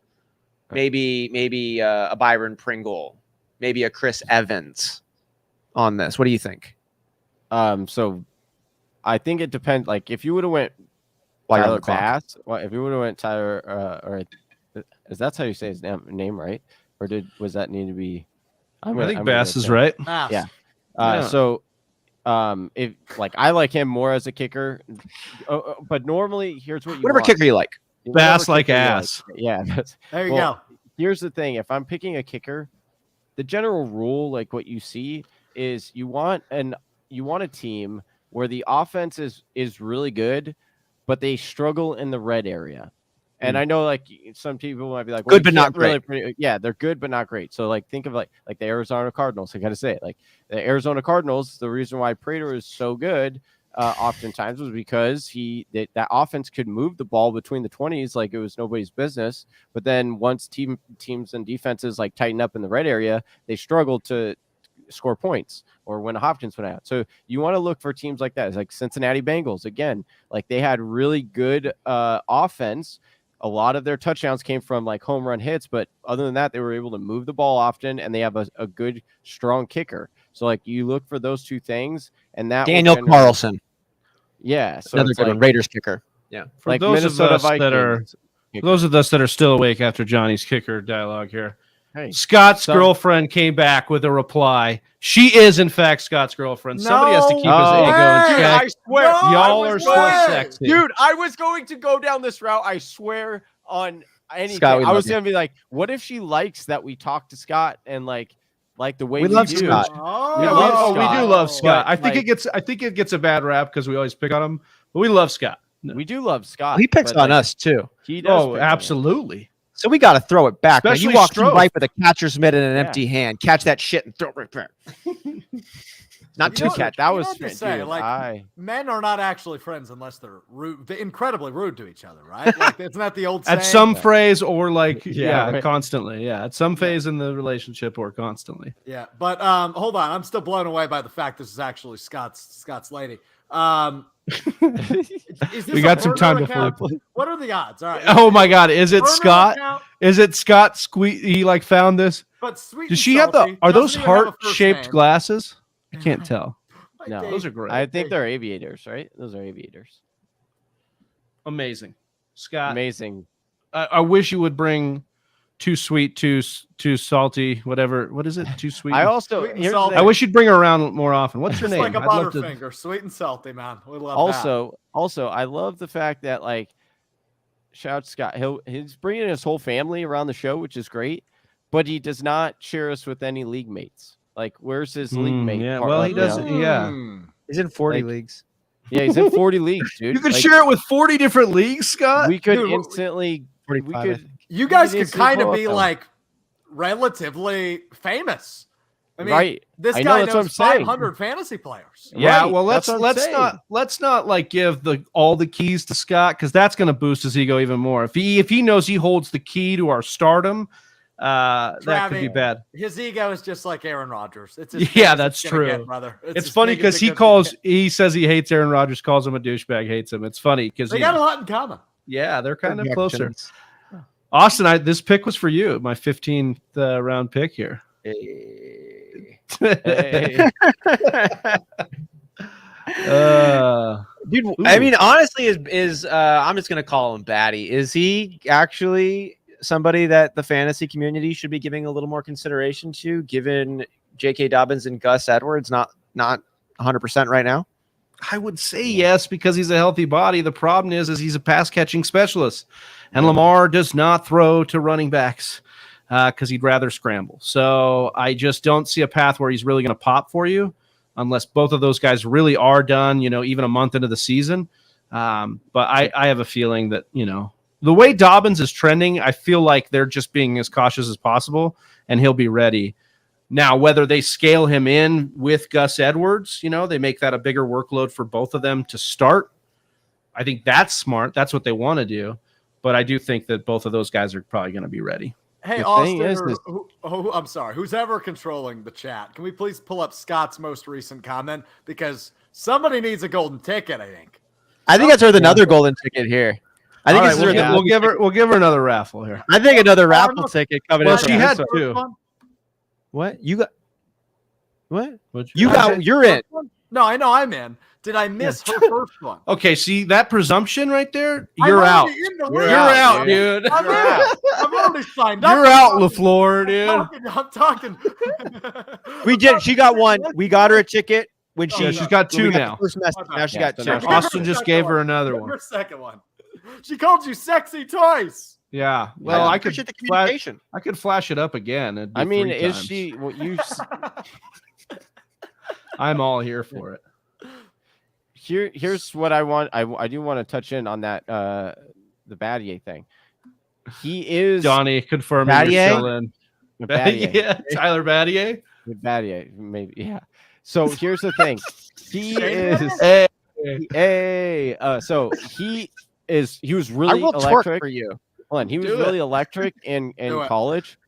He is very similar to like a Giovanni Bernard kind of type. He's very similar to think of well, now I'm forgetting his name. He played for the Cardinals and he was like the same build as him. I'm just saying all he needs is opportunity. He's a small guy, but that works in the NFL, especially when we're playing with speed. When we're playing with speed, and now I will say he's definitely a pass catcher prowess, but the last year of college in his college career was no joke. He had 268 carries for 1,600 yards. Like that at Missouri. Like that's not just a joke. That's not like me going out there, Travi, we're coming to the he's end 5'8", of- 197. Like he's a small dude. That's exactly like he's like you. a really small dude. Look at Giovanni Bernard. He's the exact same shape. And actually, I think his player comp is Gio. I mean, Oh, it not- is. Yeah. Oh, yeah. right? Look at Yeah. that. There were a couple of small. And how Notice effective me. was Gio for your fantasy team? Like, are we Had a couple of good years. That's actually true. That's true. are we Remember betting Pop on the and Gio outliers for here, or are we just betting like? I mean, I guess in this No, but there this were a late, lot- I'm not gonna. Yes, we're not we gonna are. pull hairs. Yes. We're not gonna pull straight. Look, I drafted him, so get off my back, dude. All right, I drafted him. What do You you didn't know draft. why do you hate If you Andre would have liked Elling- it, hey, if you would have did you liked him, ever Johnny, have- you I would have hate him. drafted Hey, him. did you ever have Andre Ellington on your fantasy Did team? you? Because he was Yeah. the exact same player. Andre Ellington was 5'8", a buck Please quit. 75. You should keep the Gio Bernard comp. Don't go to the Andre Ellington comp. So Why? we That's are another one. rapid. I mean, the pass good. catching guy, like Theo Riddick, was a guy who wasn't like super awesome, and then it's now we've got this Austin Eckler, Alvin Kamara, maybe Travis Etienne role that's forming. So the question is, when is somebody a Theo Riddick, and when is someone an Alvin Kamara, and where on that spectrum do they I'm kind not of how calling much him an- does your I'm not calling quarterback? him an How much Alvin is your Kamara. quarterback going to play in? I know. I'm strictly just saying, like, hey, if they do in fact something happens where they start both on the pup, then I do think that there could be a couple weeks where he could be a guy that gets you some kind of fancy production. So I'm I only love talking it, about it in dude. like a 16. You're like the snake oil salesman. I'm just saying, if they're both out 4.5 No, 'cause weeks I don't want and you guys it's starting a like, Tuesday and the waivers dried up, Tyler Right. Beatty could be a guy. I don't want you guys coming in being like, oh, Johnny is saying, oh, do Beatty and the fourth, because like that's what you guys are gonna like change it to. Like, oh, Johnny was saying take him in the fourth. When that's not what I was saying. Johnny, you're the one who clips these out. We're not making you say anything. Yeah. Speaking of Johnny and this squad, Oh. we've got our dude. 16-teamer wrapped All up. right, I Trock take is back- loving your team. On this one, here's what we're going to do on this one, boys. We're going to go ahead and break down our own teams just to walk through what we were thinking and what was involved in our build. Whisper Nation, you let us know if you like our team or if you don't like our team. Strouf is then going to pick the team that he thinks deserves the toast or the roast. And if he's got one of each, we're pretty loose on limitations on this show. But we're going to then kick it over to our guest panelist to pick this draft's winner. And if he's got any other words that he'd like to share, hey, it's a podcast show. There's space for that. But while Strouf is taking a look, we're going to start off with Johnny. We're going to go in inverse order here. He was drafting out of that spot. And which one was that? You're in the 12. 12 spot. Break it down for us, my man. So took my boy DeAndre Swift in the first, then followed that up with Saquon Barkley, then Ezekiel Elliott, then A.J. Dillon. So I went 4 straight running backs to kick it off. Then I took Bateman in the 5th, and I paired him with Tolbert all the way in the 8th. And then I grabbed Zach Ertz in the 6th, Dak Prescott in the 7th. And then I also was able to grab Gesicki in the 9th, Hunter Henry in the 10th, TDP all the way in the 11th, and then these just late round kind of wide receivers that I somehow find rostering. DPJ, Donovan Peoples-Jones, I think he is interesting once he gets back to Sean Watson. AJ Green, Terrence Marshall, and then Nick, I can never say his name, NWI, Nick Westbrook, and is what most people know him as. I think. Kine. I can never. I don't know his last name, so I'm mispronouncing. We're just it. moving I'm on. It's your almost- last pick. There we go. Yeah. That's cool. But I do think that he could have some targets that come his way. So But that's my team. Ronald, we're with you. We're not going to have him rank his team. Nobody cares about how you rank your own team. Yeah. But I wanted to get his breakdown a little bit so we knew what he was thinking. And the draft grades we present traditionally are championship contender in the playoffs, on the bubble, or outside looking in. Big Travie, when you take a look at Johnny Game Time's squad, what do you see? Oh, Look in the fire. I mean, I think it's okay. Again, wide receivers are not something. I mean, it's just something I always look to when I'm doing these They grades. stink. Yeah, they're not good. They're not good. And now Johnny has a track record somewhat of being able to find these waiver wide receivers. So maybe he's trusting in that ability. I like the rest of his team pretty well. Love the DeAndre Swift and Barkley pickups. Love Dillon. I can't decide on Zeke yet. I'm in and out one day or the other. So I'll just kind of leave that for there. But it's his third running back, so that's fine. Yeah, the rest of the team's solid. Zach Ertz in a PPR, I think it's going to smash. Dak Prescott, you're getting great value on Dak Prescott this year. So yeah, he put together a squad. I think I'll say on the bubble to playoff, somewhere in there. I think it's a good enough team. The wide receivers scare me, but there's so many flexes. He doesn't even have to start them. Yeah, I think I'm with you on that one here. I'm a little bit concerned by some of the heavy emphasis on the running back position, but if it works, it's good. And I see Prescott being the make or break for this squad. If Dak Prescott's an elite QB, I think your team flies, given how tough it is to build a full, strong roster here. But if Prescott's kind of in that middle range, that could have been a tough one here. So, what about you, Strouf? What's your grade on yours? It's a playoff team. We're talking Johnny's there, right? Yeah. It's a playoff team, right? The running back position's super deep, obviously going there with the first 4 rounds. But as you guys have harped on, the wide receiver position is just kind of stinky, Johnny. No offense, buddy. You did good otherwise. But yeah, I like Bateman. I've heard he's been making good improvements. But again, it's training camp. How much can you take away from that? Right. But he'll be a top target there. But then you go Jalen Tolbert as number 2. You got to start 2 of them, brother. I mean, are we starting Jalen Tolbert week 1? Hell yeah, I am, dude. He's going to be rookie of the year for wide receivers. I love the confidence. That's something you've always exuded, which I very much envy, because you're so overconfident in your shitty roster every single year. But I respect it, Johnny. Wow. But it's a playoff roster for sure. It's super solid. Wide receiver is the only knock. And I do. Speaking of strong on this one, I do want to give a shout out to Jersey J. We love you, Jersey J. You are the man, and we love your profile picture coming in here, and we appreciate the good times that we get to have. And sorry if we did poke you too hard on this one. No, I need to know which company he's talking about. No, yeah, might have been. He just tells me. I think he might be messing with Ron or somebody. He might be being sarcastic. But either way. Trav, you want to break down your squad here for us, working from right to left? You're in the 8th spot. You took Austin Eckler there to start. Break it down for us. Yeah, wanted to go a little bit RB, like maybe RB hero, modified RB robust, just 2 in the first because we're only starting 1 of them. Eckler and Fournette, then went James Cook in the 7th, Gainwell in the 9th, McKinnon in the 12th, Tyler Beatty in the 15th, and then Eno Benjamin in the 16th.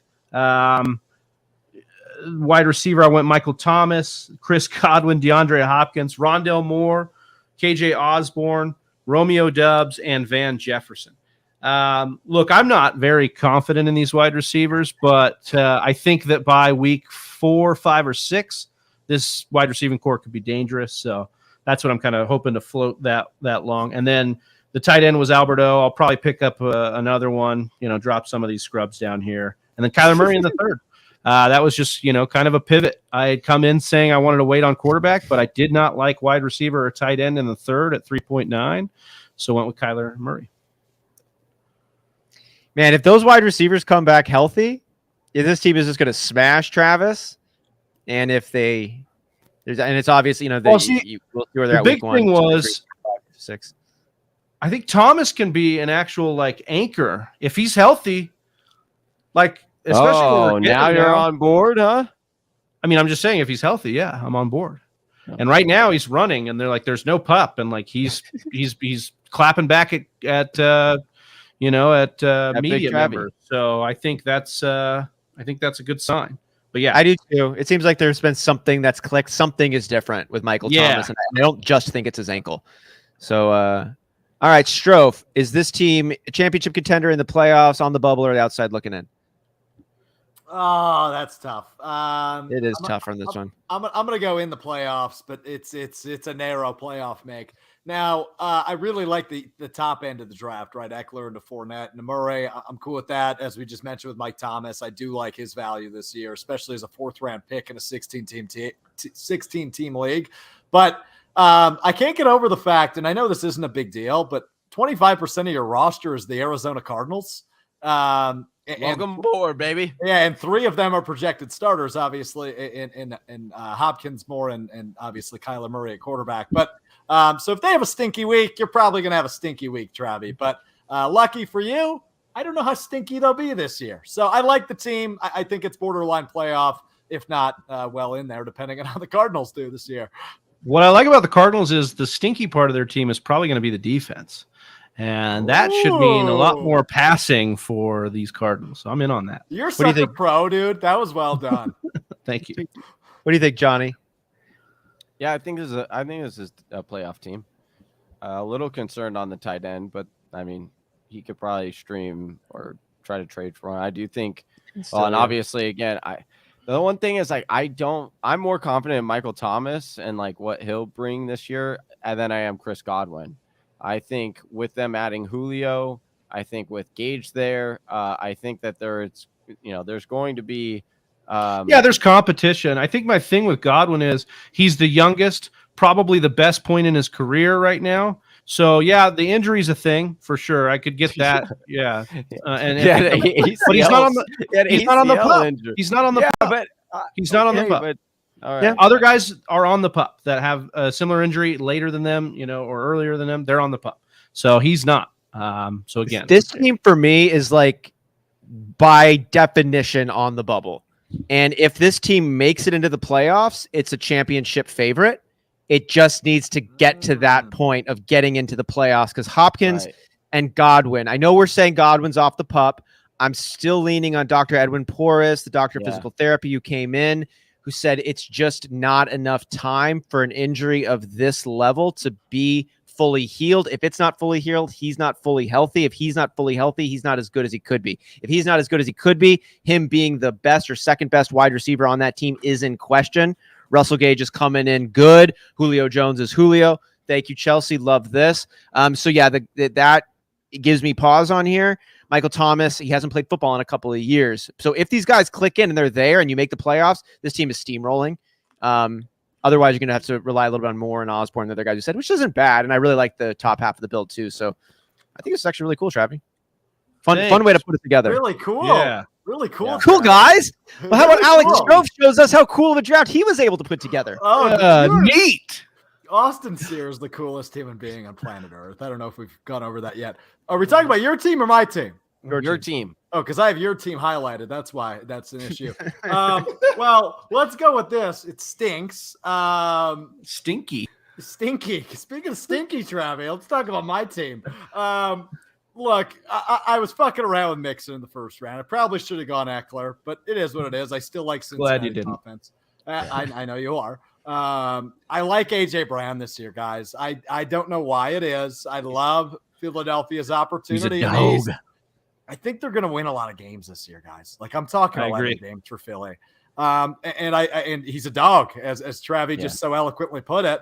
I'm intrigued to see what kind of connection him and Hurts have, but I'm high on both those guys this year. So I was happy with that pick. I like Cam Akers. Obviously we'll see what happens with the Achilles. Hopefully it's not too bad of a setback, but he is RB number 2. And with the ability to only have to start one, right? Obviously in this league that helps. Went Darren Waller in the 4th. Love that. This is where my internet crashed, though, fellas. Is round 5.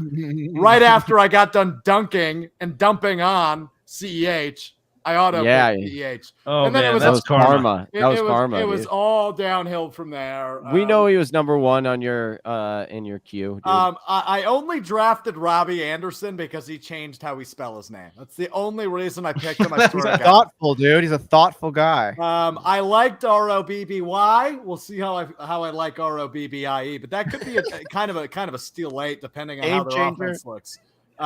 So yeah, overall, my team's probably the worst of the 4 of us. But then again, it could be a sneaky good team depending on a couple of how those guys play out, right? Like there's a lot of expectation for Las Vegas with Devontae Adams being added to that.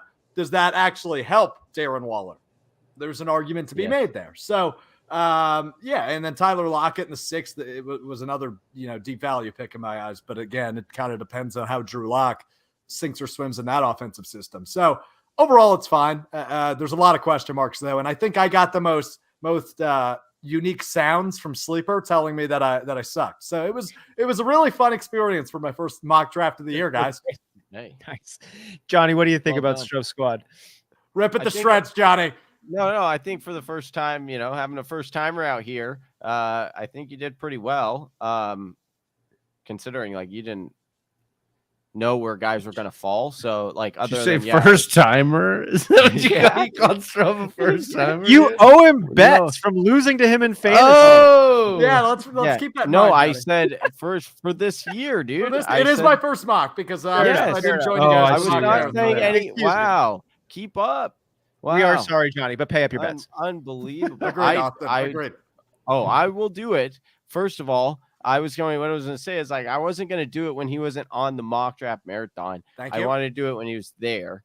So I am Mhm. trying to figure out. And then I Looks couldn't. like you're in your house, not on a street corner with a sign that says you suck No. at fantasy football. Right. That's none of my business. Yeah. No. So that is the thing is like, couldn't do it within like the short span that we had shortly. And I got sick last week. So Hope you're okay. it's coming. I'll be doing it. Don't worry. But as far as like this team, I am a little worried. I do think that you might be on the outside, trying to scrape in. But like I said, I do like some of these pieces. And you kind of protected yourself on certain areas like Cam Akers. You did protect yourself by getting, even if you don't like CEH or not a fan of, you did get Damian Harris, which like, and then you got Michael Carter. So you have like enough there, to kind of throw swords at the dartboard per se. But, I think the wide receivers would have to work out in your favor in order for you to get in, but it is doable. So I'd say outside looking in. What about you, Trav? I'm not gonna lie, I was not paying attention because I was giving away raffle tickets behind the scenes. Wow. Let's see, Strouf. I don't really like the quarterbacks. I don't really like Waller as much this year. I think it's on the outside looking in. If I just like scanning it quickly, I love AJ Brown too. I'm having a hard time convincing myself of taking AJ Brown as my first wide receiver, just because of low volume passing attack, other weapons in that low volume passing attack that Hurts has a history with. Maybe it's like a wide receiver one, like a Mike Evans, could be a little bit like of a. Yeah, I think like he's going to have spike weeks. He's a great best ball guy. I just don't know about consistently going for him this year as your anchor wide receiver, but could be wrong. And then your wide receiver 2 is Tyler Lockett. Like, I'm sorry, dude. Like, the Seahawks are going to be god awful.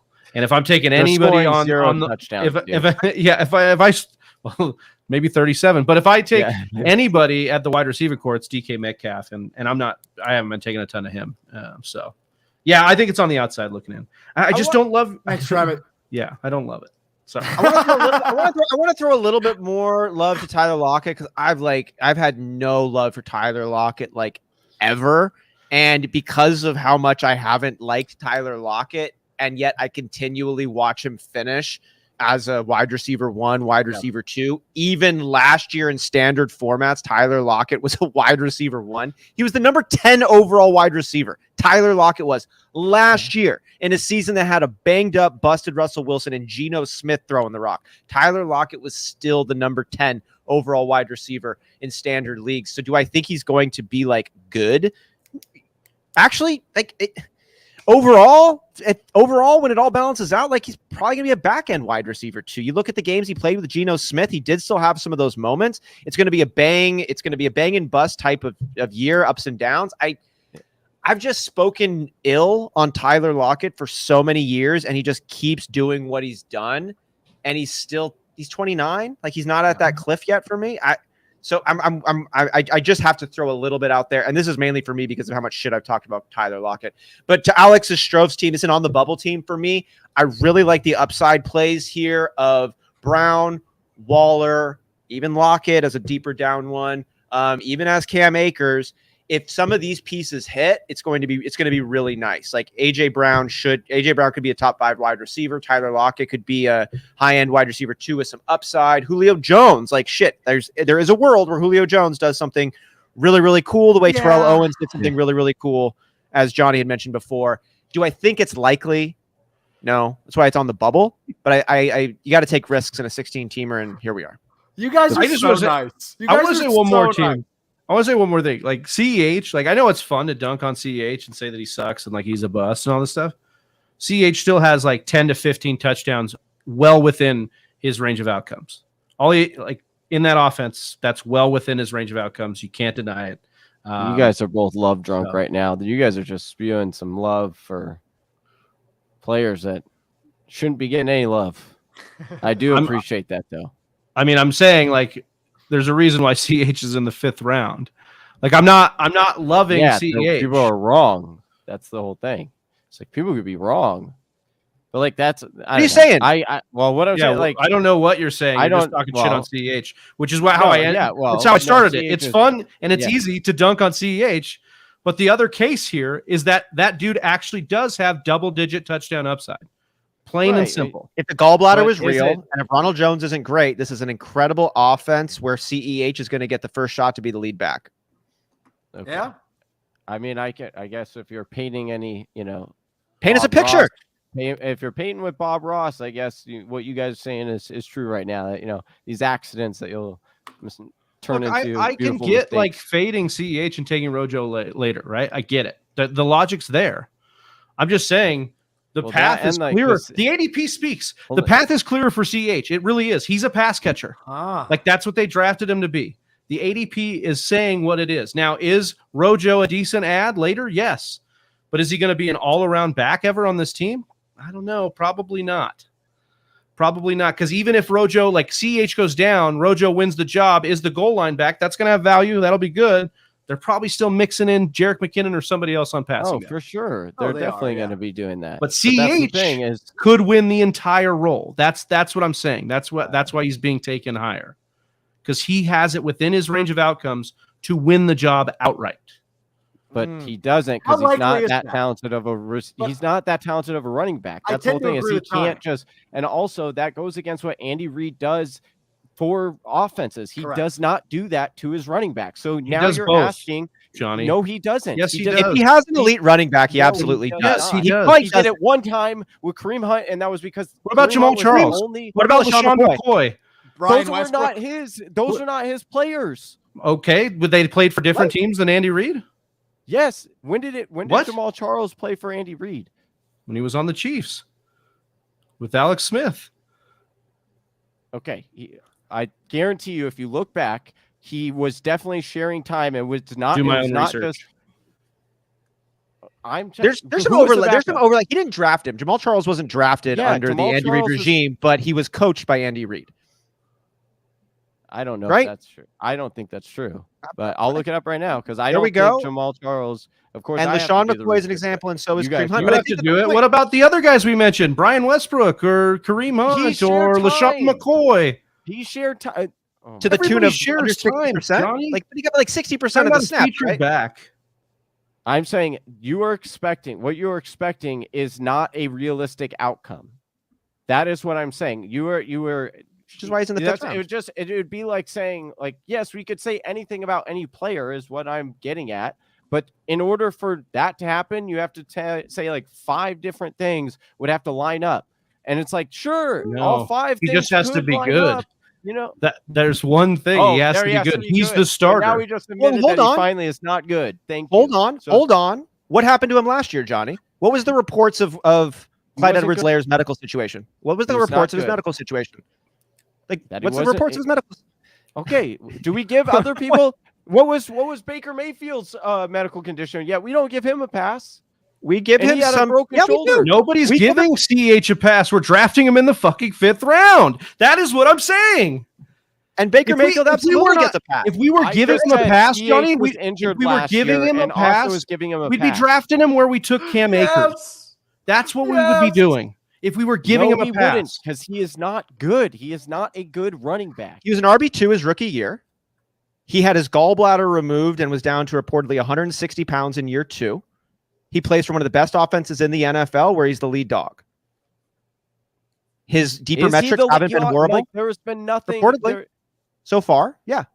I don't know. I saw a sleeper report that Ronald Jones was going to read that? Did you read that? Yes, I clicked on it. If he had a great camp, he could win the job. That's the story for every fucking player. Like you gotta the context matters here. Okay. Quick question here. Who do you like more? Clyde Edwards-Helaire or Miles Sanders? You're on the clock. I'm taking CEH. If I'm on the clock? Sure. I didn't know who you'd like. I'm taking wide receiver. Yeah. CEH or Miles Sanders. You got to take one. If you have to take one of those two, you're going to take CEH because Miles Sanders absolutely is like has no shot of having any upside. Well, Which CH does have a chance of having upside at least. Oh, which is but the I got to whole get point my I made. Sith GIF ready here. I got to get this That's one the out. whole point I just that's like- made. I'm glad we could go full circle here.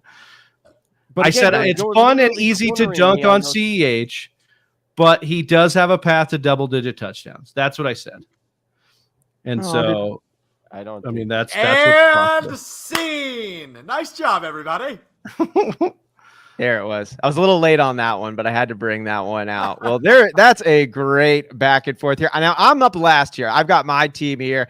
Got to break this one down before we have Strouf pick us a winner out of Whisper Nation. Not our team, Strouf. So everybody who's not been on the panel, but I'll break mine down. And then you guys give me a grade on this one. And then we're going to have Strouf pick the overall winner. And that overall winner is going to be receiving a raffle ticket for the Whisper Listener League. That's right. We've got one spot open. That person is going to be getting one raffle ticket. But let me break my squad down here. I had the 101. I took Jonathan Taylor. Moving into the second round, I was looking at Breece Hall. I see him as a potential cornerstone for your fantasy team. This is a guy who can win you weeks, can do his value over the replacement is high. Travis Etienne, I find in that category as well. He's been getting good reports out of camp. His skill set is one of a DeAndre Swift, of an Aaron Jones, of an Austin Eckler. It could happen. That's what they got him there to do. We'll see. Gambling on him. Third round reversal kicks in. Coming back then, Terry McLaurin is my wide receiver 1 taken off the board. I like his prospects this year. I'm just working through the rest of my wide receivers. Treylon Burks, he's my favorite rookie wide receiver from an opportunity and production year 1 standpoint. Paris Campbell, wide receiver 3, appreciating the reports out of camp. He's healthy right now. He's been staying healthy. He could be the number 2 option behind Pittman. Thank you. Mine went blank on this one. I like Campbell's opportunity and skill set. Curtis Samuel, I think is a fun deep sleeper, especially in a league like this. Cedric Wilson, fine opportunity-based play over there in wide receiver in Miami as their wide receiver 3. The rest of the running backs behind Jonathan Taylor and Travis Etienne picked up Tony Pollard, who we're expecting to have some standalone value. And then if Ezekiel Elliott has any type of regression, injury, or benching, then Pollard's going to fly. The next 3 picks here, Pierce, Algier, and Mack, are kind of those like mid-level possible upside, depending on the opportunity they get, rookie running backs. And then Marlon Mack is just that handcuff. And I was a little bit influenced by the Podfather on yesterday's show, talking about the dual backfield appeal of Marlon Mack and Dameon Pierce. I like Dameon Pierce as a rookie, is those like mid-level rookies. He could have it happen. I hear he squats a lot. Same thing with Tyler Algier. Give it to me. This could just be another Mike Davis, who's the lead running back for the Atlanta Falcons. But give me that new. Give me that mystery box. We'll see if Algier can be anything special. You got to take a bit of a gamble on this, and that's what I did. Justin Fields as a second quarterback, and then Jonnu Smith and Kyle Rudolph as a couple of tight ends. You'll see.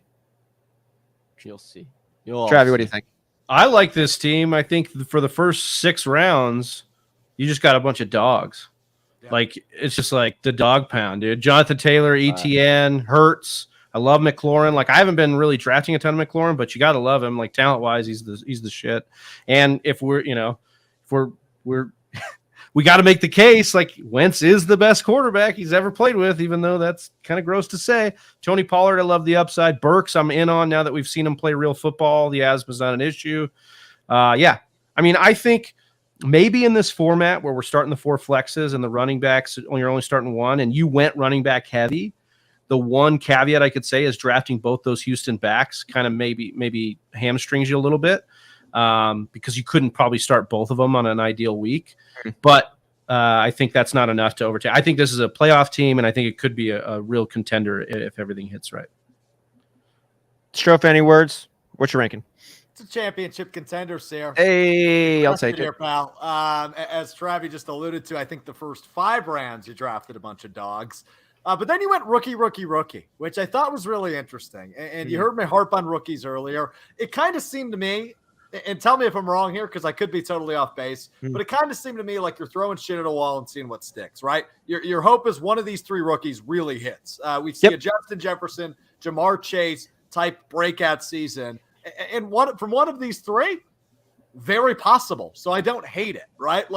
But I think the floor is a lot lower for these 6th, 7th round or 6th, 7th, 8th round picks than maybe a ceiling for your average 6th, 7th, 8th round pick. But I think one of them hits is if it's Burks, you're in luck. If it's not, then your second wideout is Paris Campbell. And I don't know how confident you're feeling about that. Yeah. So outside of that wide receiver 2 slot, I love this team. I think you crushed it.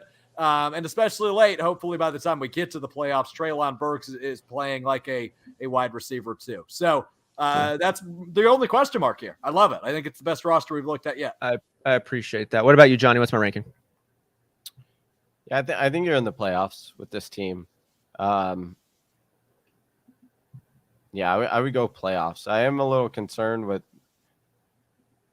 like, you have a good, I mean, if your guys hit on weeks like together, obviously you have a high ceiling, but I think the floor starting out could be a little low. But then I think you would pick it up because I do like some of these rookies, but it might take some time to get in, / it might take a couple of weeks to figure out, how these backfields are playing out. And so, depending on that and a 16-teamer, it could be hard to fight back from. But again, I think that, you would hit a stride and probably end up making the playoffs with this team. Yeah, McLaurin and Taylor are my only 2 players with real strong floors, I'd argue. And I like the ceiling of everybody else, but everybody else's floor is low. Right. I don't think they're going to hit their floor, but it is low outside there. Right. So I'd agree with that. Appreciate those breakdowns and appreciate drafting with everybody here in Whisper Nation for episode 300. Before we close out the show, we're going to have Alex Strouf pick his winner of everybody else who is not a part of this panel.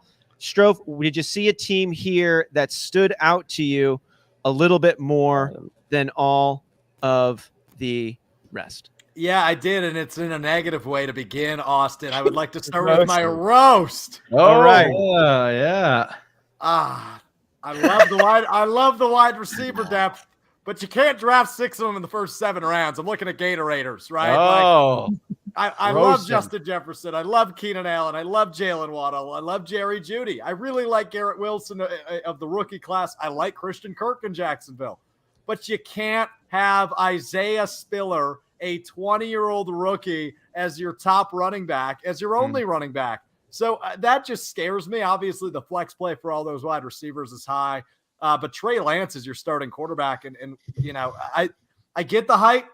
I do, especially from a fantasy standpoint. But let's keep in mind, this is a 6-point touchdown passing league as well. So you're getting equal amount for rushing it and passing. So I don't love Trey Lance in the 5th round as your starting quarterback. And then Ryan Tannehill in the 15th as your backup. I'm going to roast Gatorators. I really love the wide receivers. But if you go out and you trade like a magician, then maybe you set yourself up for some really great success. But a nice outing by everybody here, and it was tough to pick a roast. But dude, this is the nicest roast I've ever heard in my life, dude. Come on, Alex. Well, you're just such a nice, wholesome Midwest man. See, I was just about to say I needed to be kind of an asshole, which I wasn't even asked to do. So, but I appreciate you calling me a nice asshole. That's the first I've been called that. I want to give my toast now. Yes, please do. And this would be to not only a guy not even a guy named Michael, not even a guy named Mike. His name is Classic Mike. Oh, here we go. Classic Mike, our boy. Mike. Classic dude. Mike, knocking it out of the park in the first 2 rounds. Najee Harris, Javonte Williams, mid-second round is an absolute steal. Even though you only got to start one running back in this league, obviously you can throw him in the flex. I like Sutton. Don't love Sutton, but you came back around and grabbed Juju Smith-Schuster, which I think at the very least you've got a really good opportunity there. Is this guy a Broncos fan? Because 3 Broncos in the first 5 rounds is ballsy. But I really wanted to say this when I toasted Bronco Nation. Let's ride. Oh, dude. And then Allen Lazard, the 6 is what won me over. He got a number 1 wide receiver in the 6th round. I mean, and I'm not talking WR1 in terms of fantasy value. I'm talking number 1 in terms of depth chart. But I love the opportunities we talked about a bit earlier with him. And then Singletary and Henderson back-to-back. As I mentioned a bit earlier while we were drafting, I love the Jarvis Landry pick in the 9th. So overall, really impressed with that. And then 2 flyers late, and Devin Duvernay and Laviska Shenault. So I'm all in on Classic Mike. I've got a golden ticket. Yeah, you do. Classic Mike. Welcome to the Rapper, Wow. baby. Yeah, baby. Wow, look at that. He even got the Broncos defense. Just had to throw it out there. So Oh, I they're didn't even riding check on this that. last round. Wow. Picked him up there too. But I agree with you, man. I think this is a really solid squad. Classic Mike with another classic performance. Thoughtful draft. He still has some upside there, but a good floor, good base. I don't see any reaches or anything weird. Travi, Johnny, any other points here with Classic Mike's? Nope, good team. Yeah. And he said he was pretty invested in the Broncos, but as we've talked about, the AFC West, something to be invested in with so many projected shootouts this year. A lot of points concentrated in that division, so don't mind it. Well, Alex Strouf, it is always a joy. I mean, we talk about friends of the show. You're just a friend of ours, just a friend of life. And we are always blessed to have you on the show. Let the folks know. I know you obviously work for ESPN, but if you have any work you'd like folks to be paying attention to, or just let the people know where they can catch you. You know, we've had some people who really enjoyed having you on the show. Any plot they can check you out and catch you and see what you're doing. Yeah, you can find me on Twitter. It's right here at Alex_Strouf. That's where I'm most active. And then I'm on the air all the time at ESPN Madison if you're in Wisconsin. Otherwise, you can catch us on the ESPN app. Go to live radio, ESPN Madison. I do all sorts of stuff there. If you want to talk about Aaron Rodgers, that's what I do a lot of. But nonetheless, the one thing I do want to ask all of you watching this is to continue to support these guys because they are fucking terrific at their craft. They are just so amazing human beings. They've been my friends for multiple years now. Episode 300. I need to throw some more confetti. I'm so proud of you guys. I'm so grateful every time you guys ask me to come on and hang out. You know, I'm always happy to do it. Always happy to kick back a few beers with you guys and talk fantasy football. We get to do it here in another couple of weeks when we have the Listener League draft. But seriously, guys, so cool to be a part of episode 300. And cheers to 300 more, fellas. Let's do it. There. Appreciate you, Alex. Love you, Alex. Thanks, Love you brother. guys. Travi, any closing words? No, man. We're rocking and rolling. Hayden Winks on Thursday from Underdog. So make sure you guys are subscribed, turn those notifications on. We'll be live Thursday. Thank you for 300 episodes. Yeah. Probably more, but that's the official count. We love Whisper Nation, and we do it for all of you. And just appreciate that we get the opportunity to get on here and talk ball with our best friends. So it's amazing. Johnny, any Appreciate closing you guys so much. We're just getting started, Whisper Nation. We're growing. Let's go. Let's go. It's going to be an awesome season. Johnny, Travis, Alex, I love you guys very much. Whisper Nation, I love you so much, and there's not a thing you could do about it. On behalf of Johnny Game Time Hicks, Big Trav, I'm Austin Sear with the Fantasy Whispers. We're out of here. Peace. Peace. Right here. Hey, do you like mock drafts? We do too. You can come back every Monday and mock with us. Check out one of these videos and make sure you're liked and subscribed.